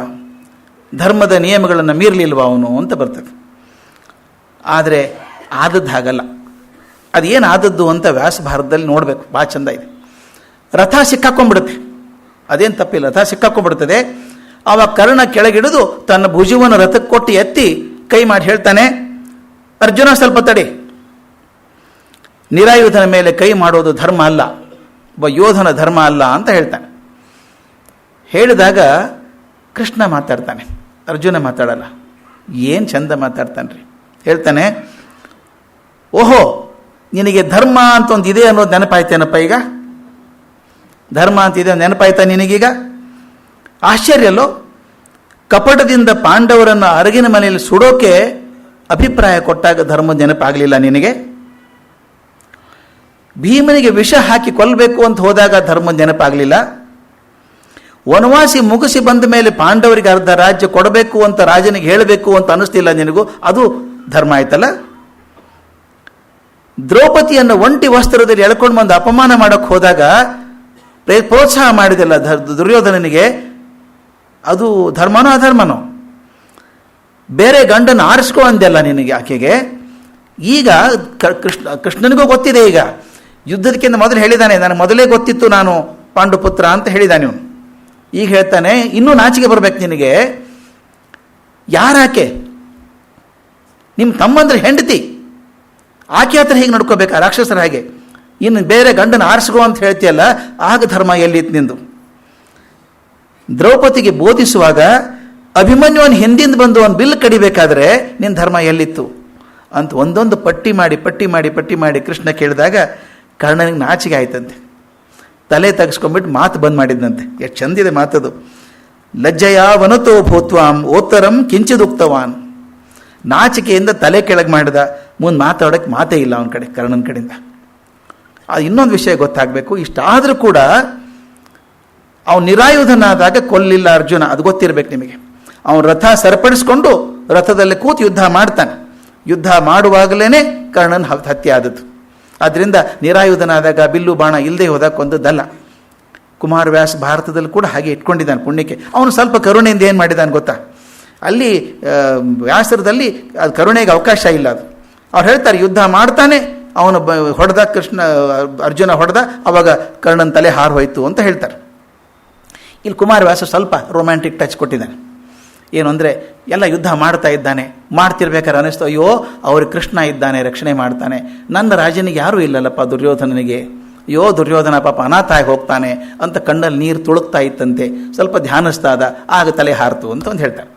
ಬಟ್ ಅದು ಆ್ಯಕ್ಚುಲಿ ಆದದ್ದು ಅಂದರೆ ನನಗೆ ವ್ಯಾಸರ ಮೂಲಕ ಗೊತ್ತಾದದ್ದು. ವ್ಯಾಸರ ಮೂಲಕ ಗೊತ್ತಾದದ್ದೇನು ಅಂದರೆ, ಆತ ನಿರಾಯುಧನಾದ ಕರ್ಣನನ್ನು ಕೊಲ್ಲಿಲ್ಲ. ಆದರೆ ಅರ್ಜುನನ ರೊಚ್ಚಿಗೆ ಎಬ್ಬಿಸಿ ಸುಳ್ಳಲ್ಲ. ಈ ಅರ್ಜುನ ಇರೋದೇ ಹೆಂಗಿದ್ದಾನೆ ಇವನು. ಇದು ಒಂಥರ ವಿಚಿತ್ರ ಕ್ಯಾರೆಕ್ಟರ್. ಇದು ಉತ್ಸಾಹ ಬಂದರೆ ಒಂದು ಕೆಲಸ ಮಾಡೋದು, ಇದು ಮಲ್ಕೊಂಬಿಡೋದು. ಇದು ಅರ್ಜುನನ ಹಣೆ ಬಾರೆ. ಇಷ್ಟು ಮೊನ್ನೆ ಹೇಳಿದ್ನಲ್ಲ, ಯುದ್ಧ ಮಾಡ್ತೀನಿ 13 ವರ್ಷ ಹೋಗಿ ಪಾವನ ಕಾಡಿ ಈಶ್ವರನ ಕಾಡಿ ಪಾಶುಪತ ತಂದು ಯುದ್ಧ ಮಾಡಕ್ಕೆ ಬಂದಾಗ ಬೇಡ ಅಂತ ಅನ್ನೋದು. ಇಲ್ಲಿ ಕರ್ಣನ ಕೊಲ್ಲು ಅಂದಾಗ ಯಾಕೋ ಅವನ ಬಗ್ಗೆ ತುಂಬ ಕರುಣೆ ಬರ್ತಾ ಇದೆ, ಪ್ರೀತಿ ಬರ್ತಾ ಇದೆ, ಕೊಲ್ಲೋದು ಬೇಡ ಕೃಷ್ಣ ಅಂತಾನೆ. ಆಗ ಅವನ ರೊಚ್ಚಿಗೆ ಎಬ್ಬಿಸ್ಬೇಕು. ಇವನ್ ಕೆಲಸ ನೋಡಿ, ರಥ ಓಡಿಸೋದ್ರ ಜೊತೆಗೆ ಈ ಮಹಾರಥಿ ಇದ್ದಾನಲ್ಲ ಇವನಿಗೂ ಪ್ರೋತ್ಸಾಹ ಕೊಡ್ಬೇಕಲ್ಲ. ಇದಿಷ್ಟೆಲ್ಲ ಮಾಡಿಕೊಂಡು, ಹಾಗಾದ್ರೆ ಕರ್ಣನ ಬಗ್ಗೆ ಏನು ದ್ವೇಷ ಇತ್ತಪ್ಪ? ವಿಶೇಷ ದ್ವೇಷ ಕೃಷ್ಣನಿಗೆ ಏನೇನೂ ದ್ವೇಷ ಇಲ್ಲ. ಅವನಿಗೆ ಕರ್ಣನ ಬಗ್ಗೆ ಏನೂ ದ್ವೇಷ ಇಲ್ಲ. ನೋಡಿ ಹೇಗಿದೆ ಅಂದರೆ, ಕರ್ಣನ ತಲೆ ಎದೆಗೆ ಬಾಣ ಚುಚ್ಚಿದಾಗ ಪ್ರಾಣ ಹೋಗಲ್ಲ, ಅದು ಪ್ರಾಣೋತ್ಕ್ರಮಣ ಆಗಲ್ಲ ಇನ್ನೂ. ತಕ್ಷಣ ಕೃಷ್ಣ ಎಷ್ಟು ಕರುಣೆ ನೋಡ್ರಿ. ಅದು ಕರ್ಣನ ಕೊಂದು ಹಾಕೋ ಅಧರ್ಮಿ ಇದ್ದಾನವನು, ನಿನ್ನ ಮಗನ ಕೊಂದವನು. ಅಲ್ಲಿವರೆಗೂ ಅಷ್ಟಿರಲಿಲ್ಲ ಸಿಟ್ಟು ಅವನಿಗೆ, ಅರ್ಜುನನಿಗೆ. ಕೊನೆಗೆ ಹೇಳ್ತಾನೆ, ನಿನ್ನ ಮಗನ ಕೊಂದವನು ಅವನು ಹಿಂದೆ ಬಂದು, ಅವನಿಂದಾಗಿ ನಿನ್ನ ಮಗ ಸತ್ತೋದ ಅಂದಾಗ ಓಹೋ ಒಂದು ಬಾಣ ಬಿಡ್ತಾನೆ ಅವನು. ಅವನು ಎದೆಗೆ ಬಾಣ ನಟ್ಟಾಗ ಕೃಷ್ಣ ಅಲ್ಲಿ ಹೋಗಿ ಹೇಳ್ತಾನೆ, ನನಗೇನು ಕೊಡ್ತೀಯಪ್ಪ ಅಂತ ಕೇಳ್ತಾನೆ. ಬ್ರಾಹ್ಮಣ ವೇಷದಲ್ಲಿ ಹೋಗಿ ಅವನಿಗೆ ಮಾತ್ರ ಕಾಣಿಸೋ ಹಾಗೆ, ಇನ್ನೇನು ಕೊಡ್ಲಪ್ಪ ಅಂತ ಕೇಳ್ತಾನೆ ಅವನು. ಅಧಿಕಾರ ಇದ್ದಾಗ ಬಂದರೆ ಕೊಡ್ಬೋದಾಗಿತ್ತು, ಈಗ ನನ್ನ ಪ್ರಾಣನೇ ಹೋಗ್ತಾ ಇದೆ, ನಾ ಏನು ಕೊಡಲಿ ಅಂತ ಕೇಳ್ತಾನೆ. ನಿನ್ನ ಏನು ಕೊಡ್ತಿ ಕೊಡು, ನೀರು ಕೊಡು ನನಗೆ ಅಂತಾನೆ. ಎಲ್ಲಿದೆ ನೀರು? ನೀನು ಒಳಗಿದೆಯಲ್ಲೋ ಅದನ್ನೇ ಕೊಡು ಅಂತಾನೆ. ಅಮೃತ ಜಲ ಒಳಗಡೆ ಇದೆ ಅಂತ. ತಕ್ಷಣ ತನ್ನ ಕಠಾರಿನೋ ಬಿಲ್ಲು ತಗೊಂಡು ಬಾಣ ತಗೊಂಡು ಎದೆಗೆ ಚುಚ್ಕೊಂಡು ಆ ನೀರನ್ನು ಗಲೀರೇನೋ ಹಚ್ಚಿ ಕೊಟ್ಬಿಟ್ಟ ಅಂತ ಹೇಳ್ತಾನೆ. ಅಲ್ಲಿ ಎಷ್ಟರ ಮಟ್ಟಿಗೆ ಅವನಿಗೆ ದಿವ್ಯ ದರ್ಶನ ಕೊಟ್ಟು ಅವನ ದೇಹದಿಂದ ಒಂದು ಬೆಳಕು ಬಂದು ಕೃಷ್ಣನನ್ನು ಸೇರ್ಕೊಳ್ತು ಅಂತ ಹೇಳ್ತಾರೆ.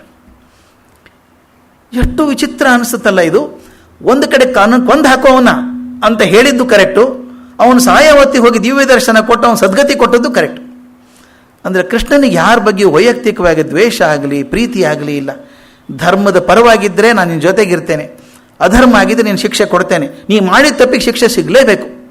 ಇವತ್ತು ಲೋಕಮಾನ್ಯ ತಿಲಕರು ಭಗವದ್ಗೀತೆ ಬಗ್ಗೆ ಹೇಳ್ತಾರೆ, ಭಾಳ ಚಂದ ಪುಸ್ತಕ ಬರೆದಿದ್ದಾರೆ ಭಗವದ್ಗೀತೆ ಬಗ್ಗೆ. ಅದರಲ್ಲಿ ಅವ್ರು ಹೇಳ್ತಾರೆ, ಒಂದೇ ಮಾತು ಹೇಳಬೇಕು ನಾನು, ಕೃಷ್ಣನ ಸ್ವಭಾವ ಹೇಗಿತ್ತು ಅಂದರೆ ಜಸಾಸ್ತಸೆ ಅಂತ. ಜಸಾಸ್ತಸೆ ಅಂದರೆ ಯಾರು ಹೇಗಿದ್ದಾರೋ ಹಾಗೇ ಇರಬೇಕು. ಲೋಕಮಾನ್ಯ ತಿಲಕರು ಹೇಳುವಂಥದ್ದು ನಾ ಕಲ್ತದ್ದಿದು. ಯಾರು ಮೃದುವಾಗಿದ್ದಾರೋ ಅಂತ ಮೃದುವಾಗಿರೋಣ, ಯಾರು ಕಠೋರಾಗಿದ್ದು ಕಠೋರವಾಗೇ ಇರೋಣ, ಅನ್ಯಾಯ ಮಾಡ್ತಿದ್ರೆ ಅನ್ಯಾಯವನ್ನು ಹೊಡೆಯೋಣ ನಾವು. ಕೃಷ್ಣ ಕಲಿಸಿಕೊಟ್ಟದ್ದಿದು. ಕರ್ಣ ತಪ್ಪು ಮಾಡಿದ ಕರ್ಣನ ಶಿಕ್ಷೆ ಆಗಬೇಕು, ದುರ್ಯೋಧನ ತಪ್ಪು ಮಾಡಿದ ಶಿಕ್ಷೆ ಆಗಬೇಕು, ಅವನನ್ನು ಬೀಗ ಆದರೂ ಅಡ್ಡಿಲ್ಲ ಹೊಡಿಬೇಕು ಅವನು. ಆದರೆ ಪ್ರೀತಿ ಬೇರೆ, ವೈಯಕ್ತಿಕ ವ್ಯವಹಾರ ಬೇರೆ. ಕರ್ಣನಿಗೆ ಪೆಟ್ಟು ಬಿದ್ದಾಗ ಅವನು ಸಾಯಿ ಹೊತ್ತಿಗೆ ಹೋಗಿ ದಿವ್ಯ ದರ್ಶನ ಕೊಟ್ಟು ಸದ್ಗತಿ ಕೊಡ್ತೇನೆ ಅಂತ ಹೇಳ್ತಾನೆ. ಆದ್ದರಿಂದ ಎರಡಕ್ಕೂ ರೆಡಿ ಇದ್ದಾನು ಕೃಷ್ಣ. ಇನ್ನೊಂದು ಕಂಪ್ಲೇಂಟು ಕೃಷ್ಣನ ಬಗ್ಗೆ ಅಂದರೆ, ಗದಾಯುದ್ಧದೊಳಗೆ ಅವನು ಭೀಮನಿಗೆ ತೊಡೆ ಹೊಡಿ ಅಂತ ಹೇಳಿ ತೊಡೆ ಮುರಿದು ಗದಾಯುದ್ಧದ ಧರ್ಮವನ್ನು ಮುರಿದು ಕೊಂದು ಹಾಕಲಿಲ್ವಾ, ತಪ್ಪು ಮಾಡಲಿಲ್ವಾ? ಯುದ್ಧದ ಧರ್ಮವನ್ನೇ ಮುರಿದು ಹಾಕಿದ್ರಲ್ಲ, ತಪ್ಪು ಕೃಷ್ಣ ಅದಕ್ಕೆ ಹ್ಯಾಕೆ ತೊಡೆ ಕೊಟ್ಟು ಅವಕಾಶ ಕೊಟ್ಟ ಅಂತ. ಇದಕ್ಕೆ ಎರಡು ರೀತಿ ನೋಡಬೇಕು. ಒಂದು ಸಭೆಯಲ್ಲಿ ದ್ರೌಪದಿಗೆ ತನ್ನ ತೊಡೆಯನ್ನು ತೋರಿಸಿ ಅಪಮಾನ ಮಾಡಿದಂಥವನು ದುರ್ಯೋಧನ, ಆಗ ಭೀಮ ಪ್ರತಿಜ್ಞೆ ಮಾಡಿದ್ದಾನೆ, ನೀನು ಇವತ್ತೇನು ಅಪಮಾನಕರವಾದ ತೋರಿಸಿದ್ಯೋ ಅದು ನೀನು ಆ ತೊಡೆ ಮುರಿದೇ ನೀನು ಕೊಲ್ತೇನೆ ನಾನು ಅಂತ ಶಿಕ್ಷೆ ಮಾಡಿದ್ದಾನೆ, ಪ್ರತಿಜ್ಞೆ ಮಾಡಿದ್ದಾನೆ. ಅವನು ತೊಡೆ ಮುರಿಲಾರ್ದ ಕೊಲ್ಲೋದು ಹೇಗೆ? ಪ್ರತಿಜ್ಞೆ ಮಾಡಿದ್ದಾನಲ್ಲ ಅವನು, ಆ ಪ್ರತಿಜ್ಞೆ ನಡೆಸಬೇಕು. ರೂಲ್ ಪ್ರಕಾರ ಸರಿಯೋ ತಪ್ಪೋ ಅದೊಂದು ಬರ್ತದೆ. ಇಲ್ಲಿ ಬಂದಾಗ ಒಂದು ಬಹಳ ಚಿತ್ರ ಇದೆ. ಅದು ಭೀಮನಿಗೆ ತೊಡೆ ಹೊಡಿಲಾರದೆ ಬೇರೆ ದಾರಿ ಇರಲಿಲ್ಲ ಅಂತ ಒಂದಾದರೆ, ಮಹಾಭಾರತ ತಾತ್ಪರ್ಯ ನಿರ್ಣಯದೊಳಗೆ ಮಧ್ವಾಚಾರ್ಯ ಬರೆದದ್ರೊಳಗೆ ಅವರು ಭೀಮಸೇನನ್ನು ಜಸ್ಟಿಫೈ ಹೆಂಗೆ ಮಾಡ್ಕೋತಾರೆ ಅಂತ ಭಾಳ ಚೆನ್ನಾಗಿದೆ. ಭೀಮಸೇನ ಹೇಳ್ತಾನೆ, ನಾನು ಅವನಿಗೆ ತೊಡೆ ಹೊಡಿಬೇಕು ಅಂತ ಹೋದದ್ದು ಅಲ್ಲೇ ಅಲ್ಲ. ಈಗ ಕ್ರಿಕೆಟ್ ಆಡ್ತಿರ್ತಾನಪ್ಪ, ಆ ಬೌನ್ಸರ್ ಸಿಕ್ಸರ್ ಹೊಡಿಬೇಕು ಅಂತ ಹೋಗ್ತಾನೆ, ಟಪ್ ಅಂತ ತಲೆಗೆ ಬೀಳುತ್ತೆ ಬಾಲು ಅಲ್ವಾ? ಅವನು ಹಾಕಿದ್ದು ತಲೆಗೆ ಹಾಕಿದ್ದು, ಇವನು ಸಿಕ್ಸರ ಹೊಡಿಬೋದು, ತಲೆಗಾರ ಹೊಡಿಸ್ಕೋಬೋದು. ಈಗ ಗದೆಯಲ್ಲಿ ಬೀಸಿ ಹೊಡೆದಾಗ ಹೊಡೆಯೋ ಹೊತ್ತಿಗೆ ಅವನು ಲಾಗ ಹೊಡೆದ, ದುರ್ಯೋಧನ ತಪ್ಪಿಸ್ಕೊಳ್ಳೋಕೆ ಲಾಗ ಹೊಡೆದಾಗ ಏನಾಯಿತು ಅಂದರೆ, ಆ ಗದೆ ಬಂದು ಈ ಬೆನ್ನು ಮೂಳೆ ತುದಿಗೆ ಬಡಿತು, ಕೆಳಗಿನ ತುದಿಗೆ ಬಡಿತು. ಇದು ಆರ್ಥೋಪೆಡಿಷಿಯನ್ಸ್ ಡಿಲೈಟ್. ಇದು ಅದು ಬೆನ್ನು ಮೂಳೆ ಕೊನೆಗೆ ತುದಿಗೆ ಬಡಿದ್ರೆ ಕೆಳಗಿನ ಭಾಗ ನಿಶ್ಚೇಷ್ಟಿತ ಆಗಿಬಿಡುತ್ತೆ, ತೊಡೆ ಕಾಲು ಎರಡು ನಿಶ್ಚೇಷ್ಟಿತ ಆಗಿಬಿಡುತ್ತದೆ. ಆ ಮೂಳೆನೇ ಮುರಿದೋಯ್ತು. ಗದೆ ಹೊಡೆದ್ರೆ ಮೂಳೆ ಉಳಿತದ. ಅದು ಜೋರಾಗಿ ಹೊಡೆದಾಗ ಇವನು ಹಾರ್ಕೊಂಡಾಗ ಒಂಥರ ಸೂರ್ಯ ನಮಸ್ಕಾರ ಹಾಕೋರಂಗೆ ಜಿಗಿದು ಬಿಟ್ಟ ಅವನು. ಜಿಗಿದಾಗ ಆ ಗದೆ ಬಂದು ಬೆನ್ನು ಮೂಳೆ ಕೆಳಗಿನ ಭಾಗಕ್ಕೆ ಬಿದ್ದಾಗ ಅದು ಮುರಿದೋಯ್ತು. ಒಂದ್ಸಲ ಸ್ಪೈನಲ್ ಕಾರ್ಡ್ ಮುರಿದ ಮೇಲೆ ಆ ಕೆಳಗಿನ ಭಾಗ ತೊಡೆ ಕಾಲು ನಿಶ್ಚೇಷ್ಟಿತ ಆಗಿ ಬಿದ್ದು ಬಿಟ್ಟ ಅಂತ ಒಂದು ಥಿಯರಿ. ಆದರೆ ಭೀಮನೇ ಹೇಳ್ತಾನೆ, ಯುದ್ಧದ ಆವೇಶದಲ್ಲಿ ಎಲ್ಲಿ ಹೊಡಿತೀವಿ ಅಂತ ಎಲ್ಲಿ ಕಲ್ಪನಾ ಇದೆ ಸ್ವಾಮಿ? ಯಾಕಂದರೆ ಅವನು ಹೊಡಿತಾನನ್ನ ನಾನು ಹೊಡಿತೇನೆ ಅವನು. ಆ ಹೊತ್ತಿಗೆ ಬೀಸಿ ಹೊಡೆಯುವಾಗ ವಿಚಾರ ಮಾಡಿ, ಒಂದು ನಿಮಿಷ ಇರಿ, ಅವನು ತಲೆ ಬರಲಿ ಹೊಡಿತೀನಿ, ಬೆನ್ನು ಬಡಿತೀನಿ, ಹೊಡಿತಾನೆ ಆಗಲ್ಲ. ಅವಾಗ ಆವೇಶದಲ್ಲಿ ಎಲ್ಲಿ ಹೊಡಿಬೇಕು ಹೊಡೆದು ಬಿಟ್ಟೆ ಸತ್ತೋದ ಅವನು ಅಂತ ಅಷ್ಟೇ ಹೇಳ್ಬಿಡ್ತಾನೆ ಭೀಮ. ಅಂದರೆ ಅದು ಸರಿನೋ ತಪ್ಪೋ, ಭೀಮ ಹೇಳೋದು ಆತ ಮಾಡಿದ ತಪ್ಪಿಗೆ ಶಿಕ್ಷೆ ಆಗಬೇಕು. ಯಾವ ತಪ್ಪಿಗೆ ಯಾವ ಶಿಕ್ಷೆ ಆಗಬೇಕು? ಈ ತಾವು ನೋಡಿದ್ದೀರಿ, ಯಾವುದೋ ಒಂದು ಅಪರಾಧ ಮಾಡಿದರೆ ಅದಕ್ಕೆ ಸರಿಯಾದ ಒಂದು ಶಿಕ್ಷೆ ಅಂತ ಇರ್ತದೆ. ಆ ಶಿಕ್ಷೆ ಸರಿಯಾಗಿಲ್ಲ ಅಂದರೆ ಅಪೀಲ್ ಹೋಗ್ತಾರೆ ಮೇಲೆ. ಇಲ್ಲಿ ಕೃಷ್ಣ ಹೇಳಿದ್ದಿಷ್ಟೇನೆ, ನೀನು ಪ್ರತಿಜ್ಞೆ ಮಾಡಿದ್ದೇನು ತೊಡೆ ಮುರಿದು ಕೊಲ್ತೀನಿ ಅಂತ ಕೊಂದ್ಬಿಡೋಣ ಅಂತ ಸನ್ನೆ ಮಾಡಿದ ಹೊಡೆದು ಹಾಕ್ಬಿಟ್ಟ. ಇದು ಪಶು, ಅದು ಇಷ್ಟು ನಾಶ ಮಾಡಿದಂಥವನು ಪಶು. ಇನ್ನೊಂದು ಯುದ್ಧ ಎಲ್ಲ ಮುಗಿದ ಮೇಲೆ ಧೃತರಾಷ್ಟ್ರ ಗಾಂಧಾರಿಯನ್ನು ಭೇಟಿಯಾಗೋದೇ ಕರ್ಕೊಂಡು ಹೋಗ್ತಾನೆ ಎಲ್ಲರನ್ನು, ಪಾಂಡವರನ್ನ ಕೃಷ್ಣ. ಏನು ಶ್ರೂಡ್, ಅದು ಬಹಳ ಅದ್ಭುತ. ಕರ್ಕೊಂಡು ಹೋದಾಗ ಧೃತರಾಷ್ಟ್ರ ಒಳಗಡೆ ಕುದೀತಾ ಇದೆ. 100 ಜನ ಮಕ್ಕಳನ್ನು ಕಳ್ಕೊಂಡಿದ್ದಾರೆ. ಅಂತಃಕರಣ ಏನಾಗಿರ್ಬೇಕು ಪಾಪ, ಮುದುಕಿ 2 ಕಣ್ಣು ಕಟ್ಕೊಂಡಿದ್ದ. ಒಂದು ಹುಟ್ಟ ಕರುಡ, ಒಳಗೂ ಹೊರಗೂ ಕುರುಡ. ಗಾಂಧಾರಿ ಕಣ್ಣು ಕಟ್ಕೊಂಡು ಕುರುಡಿ ಆದವಳು. ಅದು ಎಂಥ ದೊಡ್ಡ ಫೇಲ್ಯೂರು ಅಂತ ಅನಿಸುತ್ತೆ ನನಗೆ. ಗಾಂಧಾರಿ ಮಾಡಿದ್ದು ದೊಡ್ಡ ಪತಿವ್ರತೆ ನಿಜ. ಗಂಡ ಕುರುಡ ಆದಾಗ ತಾನು ಕಣ್ಣು ಬಿಟ್ಕೊಂಡು ಮಕ್ಕಳನ್ನು ಬೆಳೆಸಬೇಕಾಗಿತ್ತು. ಅಂದ ಮಕ್ಕಳು ಸರಿಯಾಗಿ ಬರ್ತಿದ್ರು. ಗಂಡ ಕುಡಿದ ನಾನು ಕಟ್ಕೊಂಡು ಕೂತ್ಕೊಂಡ್ರೆ ಏನಾಯಿತು? ಮಕ್ಕಳು ಹಿಂಗಾದ್ರು ಅವರು. ಅದಕ್ಕೀಗ ಧೃತರಾಷ್ಟ್ರನ ನೋಡೋಕೆ ಹೋದಾಗ ಎಲ್ಲರೂ ತೊಂದರೆ ಇಲ್ಲ. ಧರ್ಮರಾಜ ನಮಸ್ಕಾರ ಮಾಡಿ ಬರ್ತಾನೆ, ನಿಮಗೆಲ್ಲ ಗೊತ್ತದು. ಭೀಮ ನಮಸ್ಕಾರ ಮಾಡೋಕ್ಕೆ ಹೋದಾಗ ಕೃಷ್ಣ ಭೀಮನ್ ಎಳೆದು ಒಂದು ಉಕ್ಕಿನ ಭೀಮನ್ ಮುಂದೆ ನಿಂದ್ರಿಸ್ತಾನೆ. ಎಂಥ ಸೈಕಾಲಜಿಕಲ್ ಪ್ಲಾಟ್ ಅದು. ಧೃತರಾಷ್ಟ್ರ ಅಪ್ಕೊಂಡ್ಬಿಡ್ತಾನೆ. ಧೃತರಾಷ್ಟ್ರ ಅವನು 1000 ಆನೆ ಬಲವುಳ್ಳವನು ವಯಸ್ಸಾದರೂ ಕೂಡ ಗಟ್ಟಿ ಅಪ್ಕೊಂಡು ಅಯ್ಯೋ ಅಂತ ಅಪ್ಕೊಂಡ್ಬಿಡ್ತಾನೆ. ಆ ಒಳಗಿನ ರೋಷ ಇದೆಯಲ್ಲ, 100 ಮಕ್ಕಳನ್ನು ಕಳ್ಕೊಂಡಂಥ ರೋಷ, ಕಬ್ಬಿಣದ ಉಕ್ಕಿನ ಭೀಮ ಪುಡಿ ಪುಡಿಯಾಗಿ ಹೋಗ್ಬಿಡ್ತದೆ. ತಕ್ಷಣ ಅಂತಾನೆ, ಅಯ್ಯೋ ಭೀಮ ಏನು ಮಾಡಿಬಿಟ್ಟೆ ನಾನು ನಿನಗೆ ಅಂತಾನೆ. ಆ ಕೃಷ್ಣ ಹೇಳ್ತಾನೆ, ಏನು ದುಃಖ ಪಡಬೇಡಿ, ಅದು ಉಕ್ಕಿನ ಭೀಮ, ನಿಜವಾದ ಭೀಮ ಇಲ್ಲಿದ್ದಾನೆ, ನೀ ಹೋಗಿ ನಮಸ್ಕಾರ ಮಾಡು ಅಂತಾನೆ. ಭೀಮ ಹೆದರ್ಕೊಂಡ್ಬಿಡ್ತಾನೆ, ಈಗ ನಮಸ್ಕಾರ ಇವಾಗ ಒಪ್ಕೊಂಡ್ಬಿಟ್ರೆ ಅಂತ. ಕೃಷ್ಣ ಹೇಳ್ತಾನೆ, ಚಿಂತೆ ಮಾಡಬೇಡ, ಒಂದು ರೋಷ ಎಲ್ಲ ಇಳಿದು ಹೋಗಿದೆ, ನಮಸ್ಕಾರ ಮಾಡಿ ಈಗ ಅಂತ. ಎಷ್ಟು ಸೈಕಾಲಜಿಕಲ್ ನೋಡಿ, ಆ ಇಮೋಷನ್ಸ್ ಎಲ್ಲ ಹೊರಗೆ ಬರಬೇಕಲ್ಲ. ಆಮೇಲೆ ಹೋದಾಗ ನಿಜವಾಗ್ಲೂ ಪ್ರೀತಿಯಿಂದ ಅಪ್ಕೋತಾನೆ ಭೀಮನ. ಆ ನಂತರ ಗಾಂಧಾರಿ ಕಡೆ ಹೋಗ್ತಾರೆ. ಇದು ಮನಸ್ಸು ಕಲ್ಕುವಂಥ ಸಂದರ್ಭ. ಗಾಂಧಾರಿ ಬಹುದೊಡ್ಡ ಪತಿವ್ರತೆ, ಆಕೆ ಬಹಳ ದೊಡ್ಡ ಪತಿವ್ರತೆ. ಆಕೆನ ಭೇಟಿ ಆದಕ್ಕೆ ಹೋದಾಗ ಆಕೆ ಮನಸ್ಸು ಹೇಗಿದೆ ನೋಡಿ, ಎಷ್ಟು ಚಂದ ಪ್ರಶ್ನೆ ಕೇಳ್ತಾಳೆ. ಆ ವ್ಯಾಸ ಭಾರತ ಡೈಲಾಗ್ ನೋಡ್ಬೇಕ್ರಿ, ಕಣ್ಮುಂದ್ ಚಿತ್ರ ಕಣ್ಣಂಗೆ ಕಾಣಿಸ್ತಾ ಇದೆ ಅದು. ಗಾಂಧಾರಿ ಕಡೆ ಹೋದಾಗ ಧರ್ಮರಾಜ ನಮಸ್ಕಾರ ಮಾಡ್ತಾನೆ, ಅಮ್ಮ ಕ್ಷಮಿಸ್ಬಿಡಿ ನಮ್ಮನ್ನು ಅಂತಾನೆ. ಯಾಕಪ್ಪ ನೀನು ಕ್ಷಮಿಸ್ಬೇಕು, ನೀನೇನು ತಪ್ಪು ಮಾಡಿದೆ ಮಗ?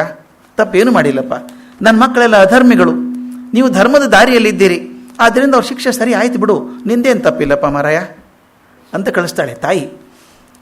ಭೀಮ ಹೋಗ್ತಾನೆ, ನಮಸ್ಕಾರ ಮಾಡ್ತಾನೆ. ಭೀಮ ನಮಸ್ಕಾರ ಮಾಡಿದಾಗ ಆಕೆ ಕೇಳ್ತಾಳೆ, ಭೀಮ ನೀನು ಬೇಜಾರು ಮಾಡ್ಕೋಬೇಡಪ್ಪ, ತಪ್ಪು ನಿಂದು ಅಲ್ಲ, ಮಕ್ಕಳು ನನ್ನವರು, ಅಧರ್ಮಿಗಳು, ಶಿಕ್ಷೆ ಕೊಟ್ಟೆ ಸರಿ ಆಯಿತು ನಿನಗೆ, ಆದರೆ 1-2 ಪ್ರಶ್ನೆ ಇದೆಯೋ ನಿನ್ನ ಹತ್ರ ಅಂತ. ಏನು ಪ್ರಶ್ನೆ? ನೀನು ದುಶ್ಯಾಸನನ್ನು ಕೊಂದೆ ಅಂತೆ, ಅದೇನೂ ತಪ್ಪಿಲ್ಲಪ್ಪ, ಕೊಲ್ಲಬೇಕಾದದ್ದೇ ತಪ್ಪು ಮಾಡಿದ್ದ ಸರಿ, ಆದರೆ ಅವನು ಎದೆಯನ್ನೆಲ್ಲ ಬಗೆದು ಕರಳನ್ನೆಲ್ಲ ಕಿತ್ತು ಹಾಕಿ ಅವನು ರಕ್ತ ಕುಡಿದೆಯಂತಲ್ಲೋ ನೀನು, ಹಾಗೆ ಮಾಡ್ಬೋದಾ ಮಗು?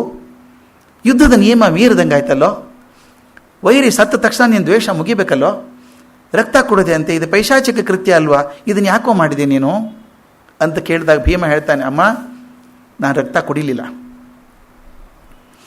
ಆ ರಕ್ತ ಕರಳಕ್ಕಿದ್ದದ್ದು ನಿಜ, ತಲೆಗೆ ಹಾಕ್ಕೊಂಡದ್ದು ನಿಜ, ಆ ರಕ್ತವನ್ನು ಬಾಯಿ ತುಟಿವರೆಗೂ ಒಯ್ದಿದ್ದೀನಿ, ಅದು ಕುಡಿದಿಲ್ಲ ನಾನು. ಇದನ್ನೆಲ್ಲ ಯಾಕೆ ಮಾಡಿದೆ ಗೊತ್ತಾ? ಯುದ್ಧ ತಂತ್ರ ಇದು.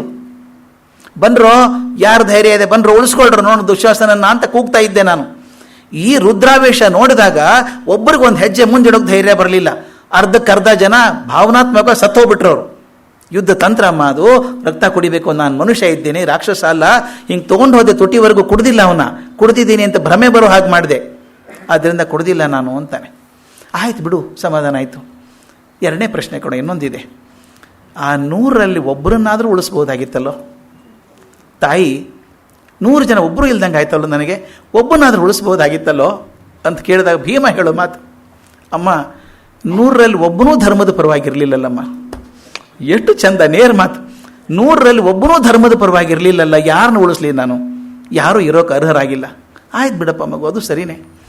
3ನೇದೊಂದು, ಅಲ್ಲೋ ದುರ್ಯೋಧನನಿಗೆ ನೀನು ತೊಡೆಗೆ ಹೊಡೆದೆ ಅಂತಲ್ಲೋ, ಹೊಡೆದು ಆಕೆ ಧರ್ಮನ ಯಾಕೆ ಕೊಂದೆ ಅಂತ ಕೇಳ್ತಾ ಇಲ್ಲ, ದುಶ್ಯಾಸನ ಯಾಕೆ ಕೊಂದೆ, ನನ್ನ ಮಕ್ಕಳನ್ನ ಯಾಕೆ ಕೊಂದೆ, ಅಥವಾ ದುರ್ಯೋಧನ ತೊಡೆಗೆ ಹೊಡೆದು ಯಾಕೆ, ಅವಕ್ಕೆ ಧರ್ಮದ ರೂಲ್ ಮುರಿದೆಯಲ್ಲೋ ನೀನು, ಅದು ಯಾಕೆ ಹಂಗೆ ಮಾಡ್ಕೊಂಡೆ ನೀನು ಅಂತ ಕೇಳಿದಾಗ ಹೇಳ್ತಾನೆ, ಅಮ್ಮ ಒಂದು ಮಾತು ಹೇಳಬೇಕು, ಅವನು ಹಾರಿದಾಗ ಬೆನ್ನಿಗೆ ಬಡದದ್ದು ಸತ್ಯ, ಆದರೆ ಅವನು ಹಾರದೇ ಹೋಗಿದ್ರು ತೊಡೆಗೆ ಹೊಡಿತಿದ್ದೆ ನಾನು.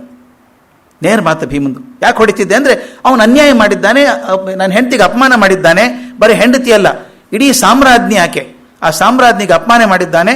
ನಮ್ಮಲ್ಲಿ ಸಾಮ್ರಾಜ್ಞಿಗೆ ಅಪಮಾನ ಮಾಡಿದ್ರೆ ಶಿರಚ್ಛೇದ ಮಾಡಬೇಕು ಅಂತಿದೆ, ಆದರೆ ನಾನು ಪ್ರತಿಜ್ಞೆ ಅವತ್ತು ಮಾಡಿದ್ದೆ ತೊಡೆಗೆ ಹೊಡಿತೀನಿ ಅಂತ, ಅದರ ಪ್ರಕಾರ ಹೊಡೆದೀನಿ. ಅದು ಪಶು, ಅದು ಪಶು, ಆದ್ದರಿಂದ ಎಲ್ಲಿ ಬೇಕಾದ್ರೂ ಹೊಡಿಬೋದು. ಆ ಮನುಷ್ಯ ಬರೀ ಯೋಧ ಅಂತ ಉಳಿದಿರಲಿಲ್ಲ, ಪಶು ಹೊಡೆದಿದ್ದೀನಿ ಅಂತ ಹೇಳಿಬಿಡ್ತಾನೆ. ಆಯಿತು, ಉಳಿದವರಲ್ಲಿ ನಮಸ್ಕಾರ ಮಾಡಿ ಬರ್ತಾರೆ. ಕೃಷ್ಣ ಹೋಗ್ತಾನೆ, ಗಾಂಧಾರಿಗೆ ನಮಸ್ಕಾರ ಮಾಡ್ತಾನೆ. ಆಕೆ ಹೇಳ್ತಾಳೆ, ಕೃಷ್ಣ ಅಂತೂ ಮಾಡಿಬಿಟ್ಟೆಲ್ಲಪ್ಪ ಎಲ್ಲ, ನೀನು ನಿರ್ಧಾರ ಮಾಡ್ಕೊಂಡಿದ್ದೆ ಮೊದಲು, ಎಲ್ಲರನ್ನೂ ಸವರ್ ಹಾಕಬೇಕು ಅಂತ ನಿರ್ಧಾರ ಮಾಡ್ಕೊಂಡಿದ್ದೆ, ನಾನು ಎಲ್ಲ ಮಕ್ಕಳನ್ನು ಕೊಂದು ಹಾಕಿಬಿಟ್ಟೆ, ಇವರು ನಿಮಿತ್ತ ಆದ್ರಪ್ಪ ನನಗೆ ಪಗಡೆ ಕಾಯಿ ಇದ್ದ ಹಾಗೆ, ನೀನು ಆಡಿಸಿ ನನ್ನ ಎಲ್ಲ 100 ಮಕ್ಕಳನ್ನು ಕೊಂದು ಹಾಕಿದೆಲ್ಲ, ನಾನು ಇಡೀ ವಂಶ ನಿರ್ವಂಶ ಮಾಡಿಬಿಟ್ಟೆಲ್ಲ, ನಿನಗೂ ಶಾಪ ಕೊಡ್ತೀನಿ ತಗೋ, ನನ್ನ ಹಾಗೆ ನಿನ್ನ ವಂಶನು ನಿರ್ವಂಶ ಆಗಿ ಹೋಗಲಿ ಅಂತ ಹೇಳ್ತಾಳೆ. ಅಂದ ಕೃಷ್ಣ ನಗ್ತಾನೆ.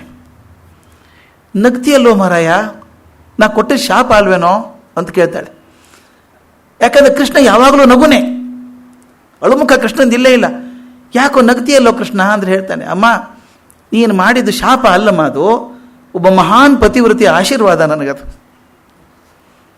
ನನ್ನ ಯಾದವರು ಅಹಂಕಾರಿಗಳಾಗಿದ್ದಾರೆ, ಪಾನಾಸಕ್ತರಾಗಿದ್ದಾರೆ, ಬರೀ ಕುಡಿದು ಜೀವನ ಹಾಳು ಮಾಡ್ಕೋತಿದ್ದಾರೆ. ಆದರೆ ಅವ್ರು ಬೇರೆಯವ್ರ ಕಡೆಯಿಂದ ಸಾವಿಲ್ಲ, ಅವರಿಗೆ ಬೇರೆಯವ್ರ ಸಾವು ಆಗಲಾರ್ದಂಗೆ ವರ ಇದೆ. ನಾನು ಚಿಂತೆ ಮಾಡ್ತಿದ್ದೆ ಇವ್ರನ್ನ ಮುಗಿಸೋದು ಹೇಗೆ ಅಂತ ಚಿಂತೆ ಮಾಡ್ತಿದ್ದೆ. ಈಗ ನೀನು ಕೊಟ್ಟಂಥ ಶಾಪ ನನಗೆ ವರ ಆಯ್ತಮ್ಮ, ಅವ್ರವರೇ ಹೊಡೆದಾಡ್ಕೊಂಡು ಸಾಯ್ತಾರೆ ಬಿಡು. ಏನು ನಿರ್ಮಮ ಅಂದರೆ ಮನಸ್ಸಿಗೆ ಮಮಕಾರ ಅನ್ನೋದೇ ಇಲ್ಲಲ್ರಿ. ಚಿಂತೆ ಮಾಡಿಬಿಡ, ಮುಗಿಸ್ತೀನಿ ಅವ್ರನ್ನೆಲ್ಲ ಅಂತ ಹೇಳಿ ಹೋಗ್ತಾನೆ. ಒಂದು ಪ್ರಶ್ನೆ ಬರುತ್ತೆ, ಭಗವಂತ ಆದರೂ ಕೂಡ ತನ್ನ ಯಾದವರ ವಿನಾಶವನ್ನು ಯಾಕೆ ತಡೀಲಿಕ್ಕಾಗಲಿಲ್ಲ ಕೃಷ್ಣ? ಯಾಕೆ ತಡೀಲಿಲ್ಲ? ಒಂದು ವ್ಯವಸ್ಥೆ ಹೇಗಿದೆ, ಅದು ಯಾವುದೋ ಒಂದು ವ್ಯವಸ್ಥೆಗೋಸ್ಕರ ಒಂದು ಸೃಷ್ಟಿ ಆಗಿದೆ. ಆ ಕೆಲಸ ಮುಗಿದ್ಮೇಲೆ ವ್ಯವಸ್ಥೆ ತೆಗಿಬಿಡ್ಬೇಕು, ಅದನ್ನು ಇರೋದು ಬೇಕಿಲ್ಲ. ಯಾದವರು ಬೇಕಾದದ್ದು ಪಾಂಡವರ ಸಿಂಹಾಸನ ಕೂಡಿಸ್ಬೇಕಾದದ್ದು, ಧರ್ಮ ರಕ್ಷಣೆ ಮಾಡಬೇಕು, ಧರ್ಮ ಪ್ರತಿಷ್ಠಾಪನೆ ಮಾಡಬೇಕಾಗಿತ್ತು. ಅಲ್ಲಿ ಮುಗಿದ ಕೆಲಸ. ಇನ್ನು ಯಾದವ್ರ ಕೆಲಸ ಇಲ್ಲ, ಪಾಂಡವರು ನಡೆಸ್ಕೊಂಡು ಹೋಗ್ತಾರೆ ಅದನ್ನು. ಆದ್ದರಿಂದ ದುರಹಂಕಾರಿಗಳಾದ ಯಾದವರು ಬದುಕೋದು ಬೇಕಿಲ್ಲ ಅಂತ. ಇದೇ ರೀತಿ ಕಲ್ಪನೆ ಮಾಡ್ಕೊಳ್ಳಿ. ಸ್ವಾತಂತ್ರ್ಯ ಸಿಕ್ಕ ತಕ್ಷಣ ಗಾಂಧಿ ಹೇಳಿದರು, dissolve Congress. It is an instrument for fighting for freedom. ಸ್ವಾತಂತ್ರ್ಯಕ್ಕೋಸ್ಕರ ಹೊಡೆದಾಡಕ್ಕೆ ಅದೊಂದು ವೇದಿಕೆ ಆಗಿತ್ತು ನಮಗೆ. ಇನ್ಮೇಲೆ ಅದನ್ನು ಮಕ್ಷ ಮಾಡಬೇಡಿ, ಬಿಟ್ಬಿಡಿ ಅದನ್ನು, ಡಿಸಾಲ್ವ್ ಕಾಂಗ್ರೆಸ್ ಅಂತ ಹೇಳಿದರು. ಇದೇ ರೀತಿ ಕೃಷ್ಣ ಹೇಳ್ತಾನೆ, ಈಗ ಯಾದವರು ಮುಗಿದ ಕೆಲಸ, ಕ್ಲೋಸ್ ಮಾಡಬೇಕೇನು, ಅಕೌಂಟ್ ಕ್ಲೋಸ್ ಮಾಡಬೇಕು ಅಂತ ತೀರ್ಮಾನ ಮಾಡ್ತಾನೆ. ಅವರ ವಿನಾಶದ ಬೀಜಕ್ಷೇಪ ಮೊದಲೇ ಆಗಿ ಹೋಗಿದೆ, ತಮಗೆಲ್ಲ ಗೊತ್ತಿದೆ. ಆ ಸಾಂಬ ಮಗ ಉದ್ಧಟರಾಗ್ಬಿಟ್ಟಿದ್ದಾರೆ ಎಲ್ಲರೂ. ಋಷಿಗಳು ಬಂದಿದ್ದಾರೆ. ಈ ಹುಡುಗ ತಮಾಷೆ ಮಾಡ್ಕೊಂಡು ಋಷಿನ ಪರೀಕ್ಷೆ ಮಾಡೋಕೆ ಹೋಗಿ ಆ ಸಾಂಬನನ್ನು ಹುಡುಗಿ ಹೆಂಗೆ ಡ್ರೆಸ್ ಮಾಡಿ ಬಸ್ರು ಹೆಂಗಸರ ಮಾಡ್ಕೊಂಡು ಹೋಗಿ, ನೋಡಿ ಇವನೇನು ಏನು ಹಡಿತಾಳೆ, ಗಂಡು ಹಡಿತಾಳೋ ಹೆಣ್ಣು ಹಡಿತಾಳೋ ಅಂತ ಕೇಳ್ತಾನೆ. ಆ ಋಷಿಗಳಿಗೆ ಗೊತ್ತು ಇವ್ರ ಮಂಗಾಟ, ಆಕೆ ಒನಕೆ ಹಡಿತಾಳೆ ಅಂತ ಹೇಳ್ತಾನೆ. ಆದರೆ ಒನಕೆಯಿಂದ ನಿಮ್ಮ ವಂಶ ಹಾಳಾಗಿ ಹೋಗ್ತದೆ ಅಂತ ಕೂಡ ಶಾಪ ಕೊಡ್ತಾರೆ. ಅದಕ್ಕೆ ಅವರೇನು ಮಾಡ್ತಾರೆ, ಒನಕೆಯನ್ನು ಚೂರು ಚೂರು ಚೂರು ಮಾಡಿ ಸಮುದ್ರದಲ್ಲಿ ಹಾಕಿಬಿಡ್ತಾರೆ. ಆ ಪ್ರತಿಯೊಂದು ಕಬ್ಬಿಣದ ಚೂರು ಒಂದು ಹುಲ್ಲು ಆಗ್ತದೆ, ದರ್ಬೆ ಆದಂಗೆ ಆಗಿಬಿಡ್ತದೆ, ಖಡ್ಗ ಆದಂಗೆ ಆಗಿಬಿಡ್ತಾವೆ ಎಲ್ಲನೂ. ಕಬ್ಬಿಣದ ಮುಳ್ಳು ಚೆನ್ನಂತ ಹುಲ್ಲು ಬಂದುಬಿಡ್ತದೆ, ಜೊಂಡು ಭಾರಿ ಬೆಳೆದು ಬಿಡ್ತದೆ. ಇನ್ನೊಂದು ತುಂಡು ಒಂದು ಮೀನು ನುಂಗಿಬಿಡ್ತದೆ. ಆ ಒನಕೆ ತುಂಡನ ಒಂದು ಮೀನು ನುಂಗಿಬಿಡ್ತದೆ. ಅದನ್ನೊಬ್ಬ ಬೆಸ್ತ್ರಾವ್ ಹಿಡಿದು ಅದನ್ನೊಬ್ಬ ವ್ಯಾಧನಿಗೆ ಕೊಡ್ತಾನೆ, ಬೇಟೆ ಆಡೋವನಿಗೆ, ಜರ ಅಂತ ಅವನ ಹೆಸರು. ಅವನ ಕಬ್ಬಿಣದ ಚುನುಕ್ ನೋಡ್ತಾನೆ, ಚೆನ್ನಾಗಿದೆ ಅಂತ ಹೇಳಿ ತನ್ನ ಬಾಣದ ತುದಿಗೆ ಜೋಡಿಸ್ಕೊಳ್ತಾನೆ. ಹೇಗೆ Krishna, he doesn't exclude himself, he becomes a part of the whole inclusive mechanism. ಯಾದವರು ಸಾಯಬೇಕು, ಅದರಿಂದ ಸಾಯಬೇಕು ಅನ್ನೋದ್ರಿಂದ ತಾನು ಅದರಿಂದನೇ ಹೋಗಬೇಕು ಅಂತ ಆ ಬಾಣದಿಂದಾನೇ ಕೃಷ್ಣನ ಬಾಣ ಹೊಡೆಸ್ಕೊಳ್ಳೋದು, ಆ ಕಬ್ಬಿಣ ಚೂರಿನಿಂದ. ಹೀಗೆಲ್ಲ ಆದಾಗ ನೋಡ್ತಾನೆ, ಯಾದವ್ರಿಗೆ ಹೇಳ್ತಾನೆ, ಸಾಕು ಮಾಡ್ರಪ್ಪ, ಏನ ಪಾಪ ಮಾಡಿದ್ದು, ನಡೀರಿ ಪ್ರಾಯಶ್ಚಿತ್ತ ಮಾಡ್ಕೊಳ್ರಿ, ಪ್ರಭಾಸಕ್ಕೆ ಹೋಗ್ರಿ. ನಾ ಹೋದ ವರ್ಷ ಪ್ರಭಾಸಕ್ಕೆ ಹೋಗಿದ್ದೆ, ಅಳು ಬಂದ್ಬಿಡುತ್ತೆ ನನಗೆ ಆ ಜಾಗ ನೋಡಿದರೆ. ಆ ಚಿತ್ರ ಇಟ್ಟಿದ್ದಾರೆ, ಅಲ್ಲೊಂದು ಮೂರ್ತಿ ಮಾಡಿ ಇಟ್ಟಿದ್ದಾರೆ, ನೋಡಬೇಕು. ಆಲದ ಮರ ಅದಿರಲಿಕ್ಕಿಲ್ಲ, ಅದ್ರ ಮರಿ ಇರಬೇಕು. ಆ ಆಲದ ಮರದಲ್ಲಿ ಕೃಷ್ಣ ಕೂತ ಹಾಗೆ ಹ್ಯಾಕೆ ಕೂತಿದ್ದ ಅನ್ನೋ ಚಿತ್ರ ಮಾಡಿಟ್ಟಿದ್ದಾರೆ, ಕಣ್ಣಿಗೆ ಕಟ್ಟುವಂಗೆ ಮಾಡಿದ್ದಾರೆ ಪ್ರಭಾಸ್ ತೀರ್ಥದಲ್ಲಿ. ಹೋಗಿ ಅಲ್ಲಿ ಕೂತ್ಕೊಂಡ. ಇವರು ಉನ್ಮತ್ತರಾಗಿದ್ದಾರೆ, ಕುಡಿದಿದ್ದಾರೆ, ತಲೆ ತಿರುಗಿ ಹೋಗಿದೆ, ತಮ್ಮ ಒಳಗೆ ಹೊಡೆದಾಡ್ಕೊಂಡು ಎಲ್ಲರೂ ಸತ್ತೋದ್ರು. ಕೃಷ್ಣ ಆ ಗಿಡದ ಕೆಳಗೆ ಕೂತ್ಕೊಂಡು ತನ್ನ ಪರಿವಾರದವರೆಲ್ಲ ಸಾಯೋದನ್ನು ನೋಡ್ತಾ ಇರ್ತಾನೆ ನೋಡ್ರಿ. He presides over the destruction, a colossal destruction of his own family people. ನೋಡ್ತಾನೆ, ನೋಡ್ಬಿಟ್ಟು ಇವನು ಹೇಳ್ತಾನೆ ಬಲರಾಮನಿಗೆ, ನೀನು ಮುಗಿಸ್ ಕೆಲಸ, ನೀನು ಹೊರಡಿನ ಅಂತ. ಆವಾಗ ಒಂದು ದೊಡ್ಡದೊಂದು ಬಿಳಿ ಸರ್ಪ ಬಂದು ಸಮುದ್ರದಲ್ಲಿ ಸೇರ್ಕೊಂಡು ಹೋಗ್ಬಿಡ್ತದೆ. ಬಲರಾಮ ಹೋಗ್ಬಿಟ್ಟ. ಆಮೇಲೆ ಕೃಷ್ಣ ಹೇಳ್ತಾನೆ, ನಂದು ಮುಗಿಸ್ಬೇಕು ಅಂತ ಹೇಳಿ ಆ ಗಿಡದ ಕೆಳಗೆ ಕಾಲು ಇಟ್ಕೊಂಡು ಕೂತ್ಕೋತಾನೆ. ಆ ಕಾಲು ಎಷ್ಟು ಕೆಂಪಿತ್ತು ಅಂದರೆ ಆ ಬೇಡ್ರವನು ಯಾವುದೋ ಪ್ರಾಣಿ ಇರಬೇಕು ಅಂತ ಹೇಳಿ ಬಾಣ ಬಿಟ್ಟಾಗ ಅಂಗಾಲಿಗೆ ಬಾಣ ನಡ್ತದೆ. ಬಾಣದಿಂದ ದೇಹತ್ಯಾಗ ಅಲ್ಲ ಅದು, ದೇಹತ್ಯಾಗಕ್ಕೆ ಬಾಣ ಒಂದು ನೆಪ ಬೇಕಾಗಿತ್ತು. ಆಗ ಕೃಷ್ಣ ಜರ ವ್ಯಾಧ ಹೋಗಿ ನೋಡಿದಾಗ ಕೃಷ್ಣ ಹ್ಯಾಕೆ ಕೂತಿದ್ದ ಅಂದರೆ, ಚತುರ್ಭುಜದಿಂದ ತನ್ನ 4 ಕೈಗಳು ಹಿಡ್ಕೊಂಡು ಶಂಖಚಕ್ರ ಗದಾ ಪದ್ಮದಿಂದ ಕುಡ್ಕೊಂಡು ಹುಟ್ಟಿದಾಗ ವಸುದೇವ ದೇವಕಿಗೆ ಯಾವ ರೂಪ ತೋರಿಸಿದ್ನೋ ಅದೇ ರೂಪದಲ್ಲಿ ಕೂತಿದ್ದಾನೆ. ಅವನು ಗಾಬರಿ ಆಗಿಬಿಡ್ತು ಜರನಿಗೆ. ಏನು ಮಾಡಿದೆ ನಾನು, ಯಾವುದೋ ಪ್ರಾಣಿ ಅಂತ ಹೊಡೆದ್ಬಿಟ್ನಲ್ಲ. ಬಾಪ, ನೀನು ಏನು ಮಾಡಲಿಲ್ಲ, ಸರಿಯಾಗಿ ಮಾಡಿದ್ದೀಯಾ, ನೀನು ಸರಿಯಾದ ಸಮಯಕ್ಕೆ ಬಂದಿದ್ದೀಯಾ, ಅದು ನೀ ಬರಬೇಕಾದದ್ದೇ ಅಂತ ಹೇಳಿ ಅವನು ತನ್ನ ರೂಪ ತೋರಿಸಲು ಸದ್ಗತಿ ಬೇರೆ ಕೊಡ್ತಾನೆ ಅವನಿಗೆ. ತಕ್ಷಣ ತನ್ನ ಸಾರಥಿಯನ್ನು ಕರೀತಾನೆ, ಸಾರಥಿ ಟೈಮ್ ಜಾಸ್ತಿ ಇಲ್ಲ, ಈಗ ಬೇಗ ಹೋಗಿ ಅರ್ಜುನನಿಗೆ ಹೇಳು, ಕೃಷ್ಣನ ನಿರ್ಯಾಣ ಆಯಿತು, ಕೃಷ್ಣ ಪ್ರಾಣ ಬಿಟ್ಟ ಅಂತ ಹೇಳು, ಬಲರಾಮ ಹೋದ ಅಂತ ಹೇಳು, ಯಾದವ್ರ ವಂಶ ಪೂರ್ತಿ ತರದು ಹೋಯ್ತು, ಯಾರೂ ಉಳಿದಿಲ್ಲ ಅಂತ ಹೇಳೋದ್ರ ಜೊತೆಗೆ ಅರ್ಜುನ ಬೇಗ ಬಾ, ಬಂದು ಇಲ್ಲಿ ಅಳೆದುಳಿದಂಥ ಕೆಲವರು ವಯಸ್ಸಾದವರಿದ್ದಾರೆ, ಹೆಣ್ಮಕ್ಳಿದ್ದಾರೆ, ಅವ್ರನ್ನೆಲ್ಲ ಕರ್ಕೊಂಡು ಹೋಗು, ಇರೋದಕ್ಕೊಂದು ವ್ಯವಸ್ಥೆ ಮಾಡೋರಿಗೆ. ಯಾಕಂದರೆ ಇನ್ನು ಒಂದೇ ವಾರ ಇರೋದು ನಮಗೆ. ಇಂದು ಒಂದು ವಾರದೊಳಗೆ ದ್ವಾರಕೆಯನ್ನು ಪೂರ್ತಿ ಸಮುದ್ರ ನುಂಗಿ ಹಾಕ್ಬಿಡ್ತದೆ. ಇದು ಅದ್ಭುತ ಅನಿಸುತ್ತೆ ನನಗೆ. ತಾನು ಪ್ರಾರ್ಥನೆ ಮಾಡ್ತಾನೆ ದುರ್ಗೆಗೆ, ಎಲ್ಲರನ್ನು ಯಾರನ್ನೂ ಉಳಿಸ್ಬೇಡ ಮಾತಾಯಿ, ಯಾರನ್ನೂ ಉಳಿಸ್ಬೇಡ, ಎಲ್ಲರನ್ನು ಮುಗಿಸ್ಬಿಡು ಅಂತ ಕೇಳ್ಕೊಂಡು ತಾನು ಕಟ್ಟಿದಂಥ ದ್ವಾರಕೆಯ ಹೆಜ್ಜೆ ಗುರುತು ಕೂಡ ಉಳಿಬಾರ್ದು ಅಂತ ಅಳಿಸಿ ಹೋಗಬೇಕು. ಒಂದು ವಾರದೊಳಗೆ ಸಮುದ್ರ ಬಂದು ದ್ವಾರಕೆಯನ್ನು ಪೂರ್ತಿ ನುಂಗಿ ಬಿಡ್ತದೆ ಅಂತ ಹೇಳ್ತಾನೆ. ಅರ್ಜುನ ಒಂದು ಕರ್ಕೊಂಡು ಹೋಗು ಅಂತ ಹೇಳ್ತಾನೆ. ಅದಲ್ಲ, ಅವನು ಹೇಳಿದ ಹಾಗೆ ನಾನು ಹೊರಟೆ ಇನ್ನ ಅಂತ ಹೇಳಿ ಸಾರಥಿ ಕಳಿಸ್ತಾನೆ, ತನ್ನ ದೇಹ ತ್ಯಾಗ ಮಾಡ್ತಾನೆ.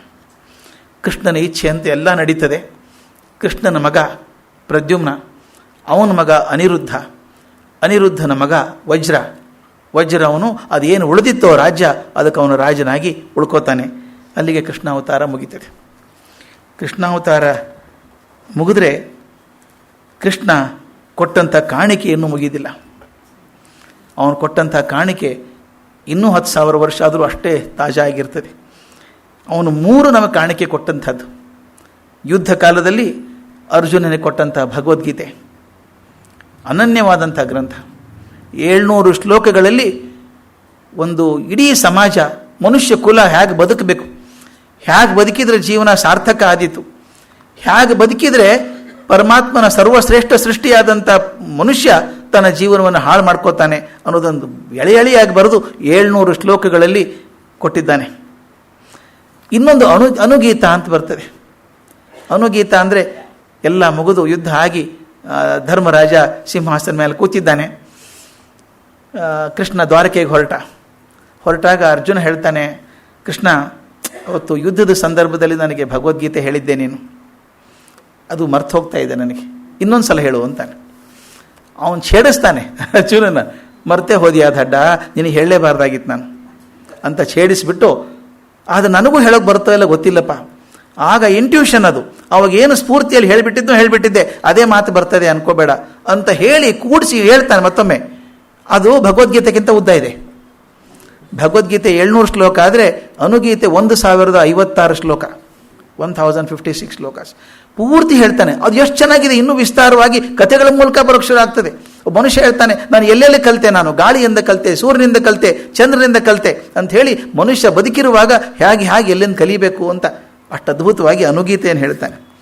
ಕೊನೆಗೆ 3ನೇದ್ದು ಉದ್ಧವಗೀತೆ.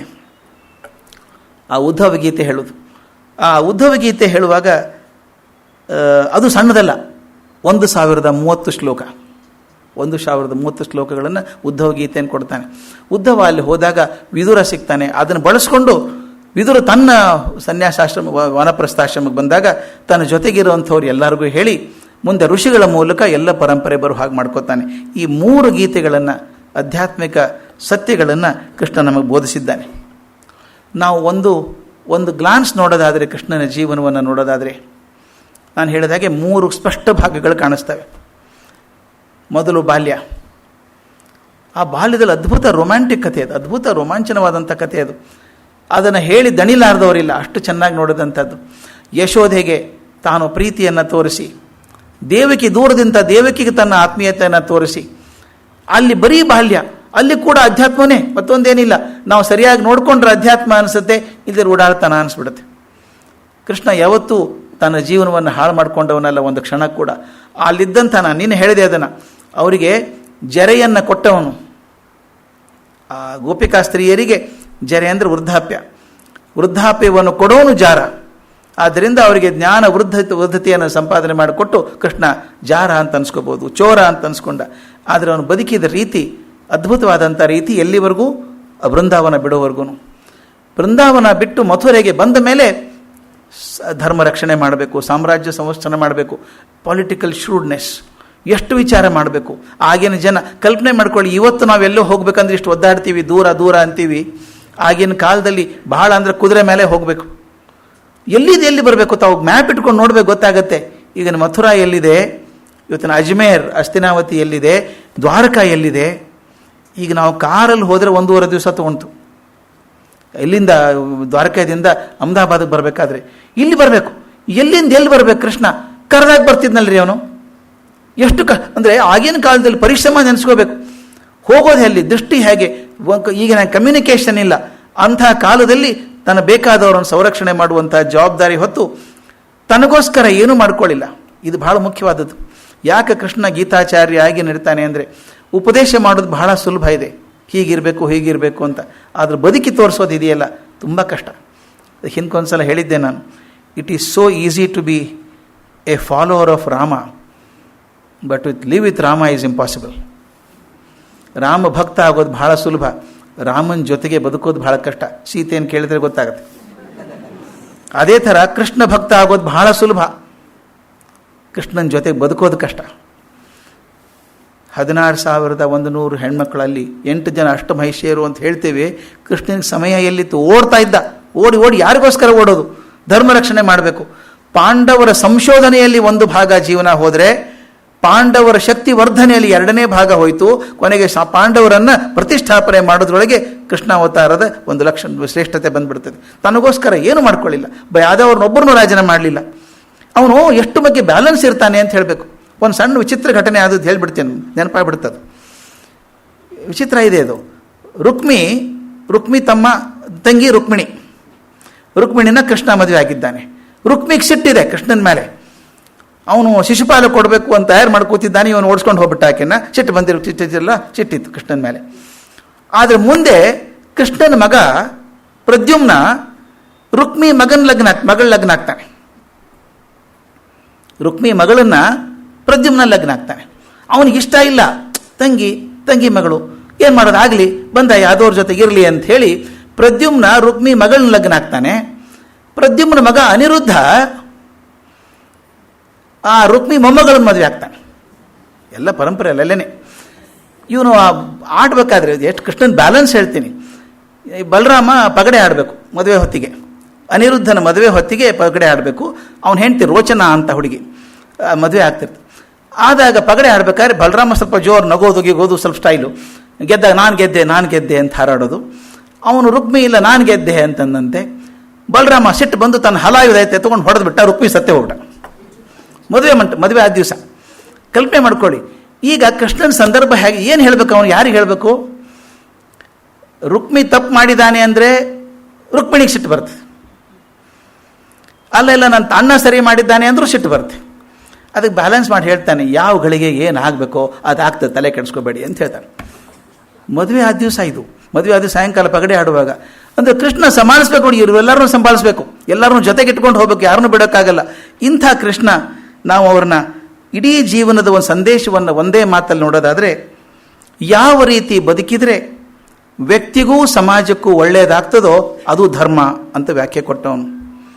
It is that act by following which it is good for the individual and the society. ವ್ಯಕ್ತಿ ಮತ್ತು ಸಮಷ್ಟಿ ಎರಡಕ್ಕೂ ಒಳ್ಳೆಯದಾಗುವಂಥ ವಿಷಯ ಅದು ಧರ್ಮ.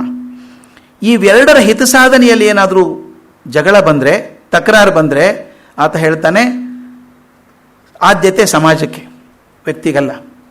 ಸಮಾಜ ಮತ್ತು ವ್ಯಕ್ತಿ ನಡುವೆ ಭಿನ್ನತೆ ಬಂದಾಗ ಸಮಾಜ ಗೆಲ್ಲಬೇಕು, ವ್ಯಕ್ತಿ ಗೆಲ್ಲಬೇಕು ಅಂದಾಗ ಸಮಾಜ ಗೆಲ್ಲಬೇಕು. ಅನಿವಾರ್ಯವಾದಾಗ ಸಮಾಜದ ಹಿತ ಸಾಧನೆಗೆ ವ್ಯಕ್ತಿಯ ಹಿತವನ್ನು ತ್ಯಜಿಸಬೇಕು ಎನ್ನುವಂಥದ್ದು ಖಚಿತ ನಿಲುವು ಕೃಷ್ಣಂದಾಗಿತ್ತು. ಕೃಷ್ಣ ಮಾನವ ರೂಪದ ದೈವ ಅಂತ ಅವನ ಕೃತಿಗಳನ್ನು ಓದಿದರೆ ಅವನ ಅಪಾರ ಔದಾರ್ಯದಿಂದ, ಕೃಪೆಯಿಂದ ನಮ್ಮ ಸಮಸ್ಯೆಗಳನ್ನೆಲ್ಲ ಪರಿಹಾರ ಮಾಡ್ತಾನೆ ಅಂತ ನಂಬಿಕೊಂಡ್ರೆ ಪರಿಹಾರ ಆಗ್ತದೆ. ಶತಶತಮಾನಗಳಿಂದ ಲೋಕವನ್ನು ಬೆಳಗಿದಂಥ ಅಸಂಖ್ಯಾತ ಅನುಭವಿ ಭಕ್ತರಿದ್ದಾರಲ್ಲ ಕೃಷ್ಣನ ಭಕ್ತರು, ಅದಕ್ಕೆ ಅವರೇ ಸಾಕ್ಷಿ. ಕೊನೆಗೆ ಒಂದೇ ಕೃಷ್ಣನ ಬೇಡ್ಕೊಳ್ಳೋದು, ಅಲ್ಲಿ ಹೇಳಿ ಮುಗಿಸ್ತೇನೆ. ಲೀಲಾಶುಕನ ಮಾತು, ಶ್ರೀಕೃಷ್ಣ ಕರ್ಣಾಣವದಲ್ಲಿ ಒಂದು ಮಾತು ಬರ್ತದೆ, ಎಷ್ಟು ಚಂದ ಮಾತು. ಯಾವ ಥರದ ಪ್ರೀತಿಯನ್ನು ನೀನು ಯಶೋಧೆಯ ಮೊಲೆ ಹಾಲಿನಲ್ಲಿ, ಗೋವರ್ಧನ ಗಿರಿಯಲ್ಲಿ, ಗೋಪಿಯರ ಚಂದುಟಿಗಳಲ್ಲಿ, ವಿದುರನಲ್ಲಿ, ಕುಚೇಲನ ಅವಲಕ್ಕಿಯಲ್ಲಿ, ಕುಂತಿಯಲ್ಲಿ, ಮುನಿಸತಿಯರಲ್ಲಿ ತೋರಿದೆಯೋ ಆ ಪ್ರೀತಿಯನ್ನು ನನ್ನಲ್ಲಿ ತೋರಿಸೋ ಕೃಷ್ಣ ಅಂತ ಪ್ರಾರ್ಥನೆ ಮಾಡ್ತಾ ಮಾತನ್ನು ಮುಗಿಸ್ಬೋದು. ನಮಸ್ಕಾರ.